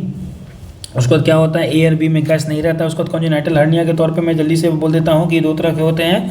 पोस्ट्रोलैटरल जो मेरा बहुत माथा का दर्द है लेफ्ट साइड में, बॉगडेलिक हर्निया होते हैं, फ्लैट स्केफाइड एब्डोमेन होते हैं, bag and mass ventilation contraindicated है, नहीं तो फट जाएगा लंग, ठीक ना। साइज ऑफ डिफेक्ट, सीवियरिटी और प्रोग्नोसिस के साथ कोई लेना देना नहीं है दोस्त, ठीक है। इन्वेस्टिगेशन क्या करना है अपने को सबको पता, क्वाइलिंग ऑफ द मिलेगा अपने को, नेसोगैस्ट्रिक ट्यूब, कॉन्ट्रास्ट स्टडी में अपने को देख सकते हैं, ठीक ना। बच्चे को रिसर्सिटेट करिए, फिर उसके बाद वजन और निमोनिया देख करके ऑपरेशन कर दीजिए। अगर नहीं है तो स्टोमी करके खाना पहुंचाना, या चुपचाप के इमर्सन हाइड ऑपरेशन करते हैं, सबको पता है कि नहीं। कॉम्प्लिकेशन सबको पता है, स्ट्रक्चर GERD होना है ना। उसके बाद एक छोटा सा इसको बदले में बता देता हूँ। टाइप ए के लिए अपने को फोकस ऑपरेशन करते हैं, जो कि एक स्टेजिंग ऑपरेशन है, ठीक है ना। ऑपरेशन स्टेजिंग ऑपरेशन है, टाइम लगेगा इसमें। फॉरेन बॉडी इन GIT के बारे में, मैं foreign body of the GIT के बारे में मैंने नहीं बात की, जल्दी से बोल देता हूँ। ड्यूडेनम के आगे अगर फॉरेन बॉडी चला गया बउआ, ड्यूडेनम में मेरा माथा का दर्द है, उसके बाद चला गया, तो उसके बाद हम सिर्फ और सिर्फ सिम्टोमेटिक उसको देखेंगे क्या आ रहा है। मोस्ट कॉमन जो फॉरेन लॉजमेंट होता है कहाँ होता है, जहाँ नैरोएस्ट पार्ट है, यानी कि क्रिकोइसोफेगियस के ऊपर में होता है, above the cricopharyngeus foreign body in the oesophagus में। सबसे पहले आपको देखना है कि अगर कोई सिम्टोमेटिक पेशेंट है, शार्प है, मैग्नेट है, बटन बैटरी साइज 5 से ज़्यादा है, तो विंडोस्कोपी एंड रिमूवल होगा। लेकिन अगर ए सिम्टोमेटिक है, स्मूथ है, ठीक ना, ऐसे नट बोल्ट टाइप कुछ चीज़ें हैं, 5 सेंटीमीटर से कम है ना, तो हाई चांस है कि पास कर जाए। अगर पास कर सबसे पहले आपके पास आया है, और अगर पास नहीं किया तो पास कर जाएगा। उसके लिए 24 घंटा वेट करिए। वेट करके देखना है क्या फॉरेन बॉडी अभी भी इसोफेगस में, हाँ इसको भी से निकाल लो, नहीं आगे चल गया। ऑब्जर्वेशन में रखो है ना, आप देख पा रहे हैं कि डबल एक्सरे इसका बहुत इंपॉर्टेंट होता था। बटन बैटरी में 2 रिंग आते हैं, कहानी आगे फिर से अपनी वाली चलेगी वही, ठीक है। इसोफेजियल परफोरेशन के तौर पर ट्रॉमा और हम डॉक्टरों का बहुत बड़ा योगदान है उसमें। स्पॉन्टेनियस बोइबर सिंड्रोम होते हैं, इसमें कंजर्वेशन के तौर पे कब कब करना है, जब फ्लेक्सिबल यूज़ किया हो, सेप्टिक लोड कम हो, सर्वाइकल इसोफेजियल ऊपर वाले का हो, है ना, लाइक डिसेक्शन बन जाता है ना पार्शियल टीयर के रूप में, ठीक ना, या थोरैसिस इसोफेजियल में आपका मेडिस्टिनल प्लूरा के तौर पे इंटैक्ट होता है, आपको कुछ नहीं करना है, एंडोस्कोपी करके क्लिप मार देना है, या मैंने तो सेल्फ स्टेंटिंग वाला कर देना। बोइबर सिंड्रोम सबको पता है, बैरोट्रोमा होता है, रीचिंग वोमिटिंग के साथ क्लोज लॉटिस रहेगा तो नीचे में पड़ जाएगा लेफ्ट लेटरल इसोफेगस में, इसमें फटना है। मैकलर स्ट्राइड में वॉमिटिंग आता है, रेचिंग आता है, एयर और सबक्यूटेनियस स्पेस में एयर चला जाएगा, खत्म कहानी, पेन होगा। Hamman crunch auscultation sign heart sound with crunch, ठीक है। इन्वेस्टिगेशन के तौर पे स्टे करवा लो, न्यूमो मेडिसिनल का जितना भी है, क्या क्या है, continuous diaphragm sign, Naclerio V sign, V बन जाता है यहाँ पे, ठीक है ना, और स्पाइनल नेकल सेल साइन बन जाते हैं, खत्म कहानी, उठ जाएगा थाइमस उसका। कॉन्ट्रास्ट स्टडी में अपने को लीक देखने लगे सबसे अच्छा होगा भैया air CECT, investigation of choice CECT, air leak और इन्फ्लेमेशन तीनों देखने को मिल जाएगा, खत्म कहानी। सर्जरी के तौर पे आपको पता है गोल्डन पीरियड 24 घंटे, उससे पहले तो भैया बेस्ट अच्छा रहेगा कि 12 घंटा में कर ले, नहीं कर सकते हैं तो आपको कुछ बहुत भयानक ही होने वाला, और डेथ ही हो गया एडमिरल का, समझ रहे हैं। तो बहुत ज़्यादा मोर्टेलिटी भी है इसमें। ट्रीटमेंट के तौर पे लेफ्ट थोरैकोटोमी करेंगे, आपको लेफ्ट क्यों समझ में आएगा, नीचे है, लोअर है, इसीलिए प्राइमरी अपने विजुअल सूचर मार देंगे।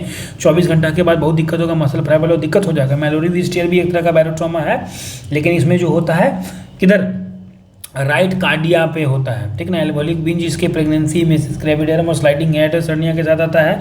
सबसे पहले वॉमिटिंग फिर ब्लीडिंग यानी कि मेटामेसिस के साथ आएगा। इन्वेस्टिगेशन ऑफ चॉइस एंडोस्कोपी एबर्ट मारेंगे, और जिसको ट्रीटमेंट के तौर पर PPI terminus IV and 95% case में सेल्फ लिमिटिंग है। लेदा bleeding artery is left gastric artery, और अच्छे से बोले तो oesophageal branches of the left gastric artery बोलेंगे। एक्लेसिया कार्डिया में कुछ नहीं अपने को, और बैक और माइंट्रिक प्लेक्सस जो कि एक मोटिलिटी के लिए होने वाले प्लेक्सस हैं, उसमें अब इनहिबिटरी फाइबर्स का लॉस है, ठीक है, खत्म कहानी हो गया। प्राइमरी एक्लेजिया वही होता है, secondary Chagas disease, South American Latin pseudo achalasia जो होता है सराउंडिंग एरिया में अगर कुछ मोटिलिटी दिक्कत है उसके कारण फैमिलियल ये AAA सिंड्रोम के साथ लैक्रेमिया एक्लेजिया और adrenal insufficiency that is ACTH resistance 2 के साथ आता है। Dysphagia starting with the liquids in the girl और female having dysphagia starting with liquid, पंग देवर दिमाग में क्लिक करना चाहिए, है कि नहीं। 15 से 50, फीमेल में ज़्यादा, कभी मेल में ज़्यादा, फीमेल से नहीं हो सकता। ये प्रोग्रेसिव टू द सॉलिड होता है, रजिस्ट्रेशन, हेलिटोसिस, वेट लॉस, सबको पता है। रिस्क किसका होगा जी, प्रॉब्लम यहाँ है लेकिन खाना ऊपर है, इसीलिए स्क्वामस सेल कार्सिनोमा का खतरा बढ़ जाता है। एक्सरे का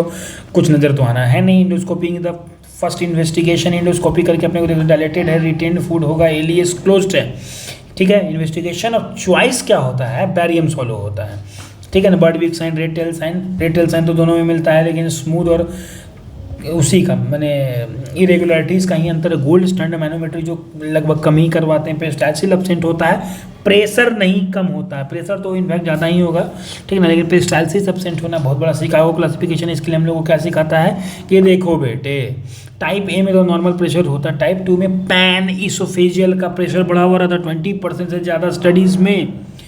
मगर मान लीजिए 20 डिग्रेडेशन टेस्ट किए तो 4 से ज़्यादा बढ़ा हुआ रहेगा। लेकिन अगर हाई किसको बोलेंगे, टाइप 3 किसको बोलेंगे कि आपको डिस्टल, सिर्फ और सिर्फ डिस्टल स्पास्टिक कॉन्ट्रैक्शन मिलेगा, ओनली लोअर पार्ट में मिलेगा, ठीक ना। इसमें जो अपने को क्या बोलते हैं, डिस्टल लेटेंसी 4.5 सेकेंड से कम मिलेगा, लेकिन इन दोनों में 450 से ज़्यादा प्रेशर बढ़ा हुआ रहेगा। इन द बहुत latest cases sigmoidisation of the oesophagus हो जाता है। ट्रीटमेंट के रूप में मेडिकल ट्रीटमेंट जो कि बहुत पुअर एफिकेसी के साथ आता है 10%। CCB nitrate, CCB greater than nifedipine is greater than nitrate, and injection of botulinum toxin causes transient effect, so that's why a highest recurrence rate है। मैनुअल डायलेटेशन भी करने की कोशिश करते हैं, फैला के छोड़ देते हैं, 10 मिनट के लिए इलास्टिन टूट जाता है, ठीक ना। लेकिन ट्रीटमेंट ऑफ चॉइस हेलर्स मायोटोमी है, और अच्छे से बोले तो हेलर्स कार्डियोमायोटोमी है कि नहीं। हेलर्स हम कार्डिया वर्ड पे इतना जोर क्यों दे रहे हैं, क्योंकि कॉलर स्लिंग हटाना जरूरी है, तो नहीं तो दिक्कत हो जाएगा, ठीक है। और ये आधा सर्जरी हुआ, आधा ट्रीटमेंट हुआ। इसके बाद क्योंकि इसका कॉम्प्लिकेशन GERD है तो लोगों ने समझा नहीं। हेलर्स कार्डियोमायोटोमी के बाद अपने को फंडोप्लाइकेशन करना बहुत ज़रूरी है, और आज तो लड़के बहुत होशियार हो गए हैं, तो पर ओरल इंडोस्कोपिक मायोटोमी के साथ अंदर से टनल बना करके पूरे मसल को काट के हटा देते हैं, ठीक ना। तो इतना हम लोगों ने पढ़ा, मज़ा आया, बहुत बहुत धन्यवाद। आगे हम लोग इस चीज़ को कंटिन्यू करेंगे। बस सुनो, कान में लगा लो, सुनते रहो यार, है कि नहीं। थैंक यू सो मच, ख्याल रखें।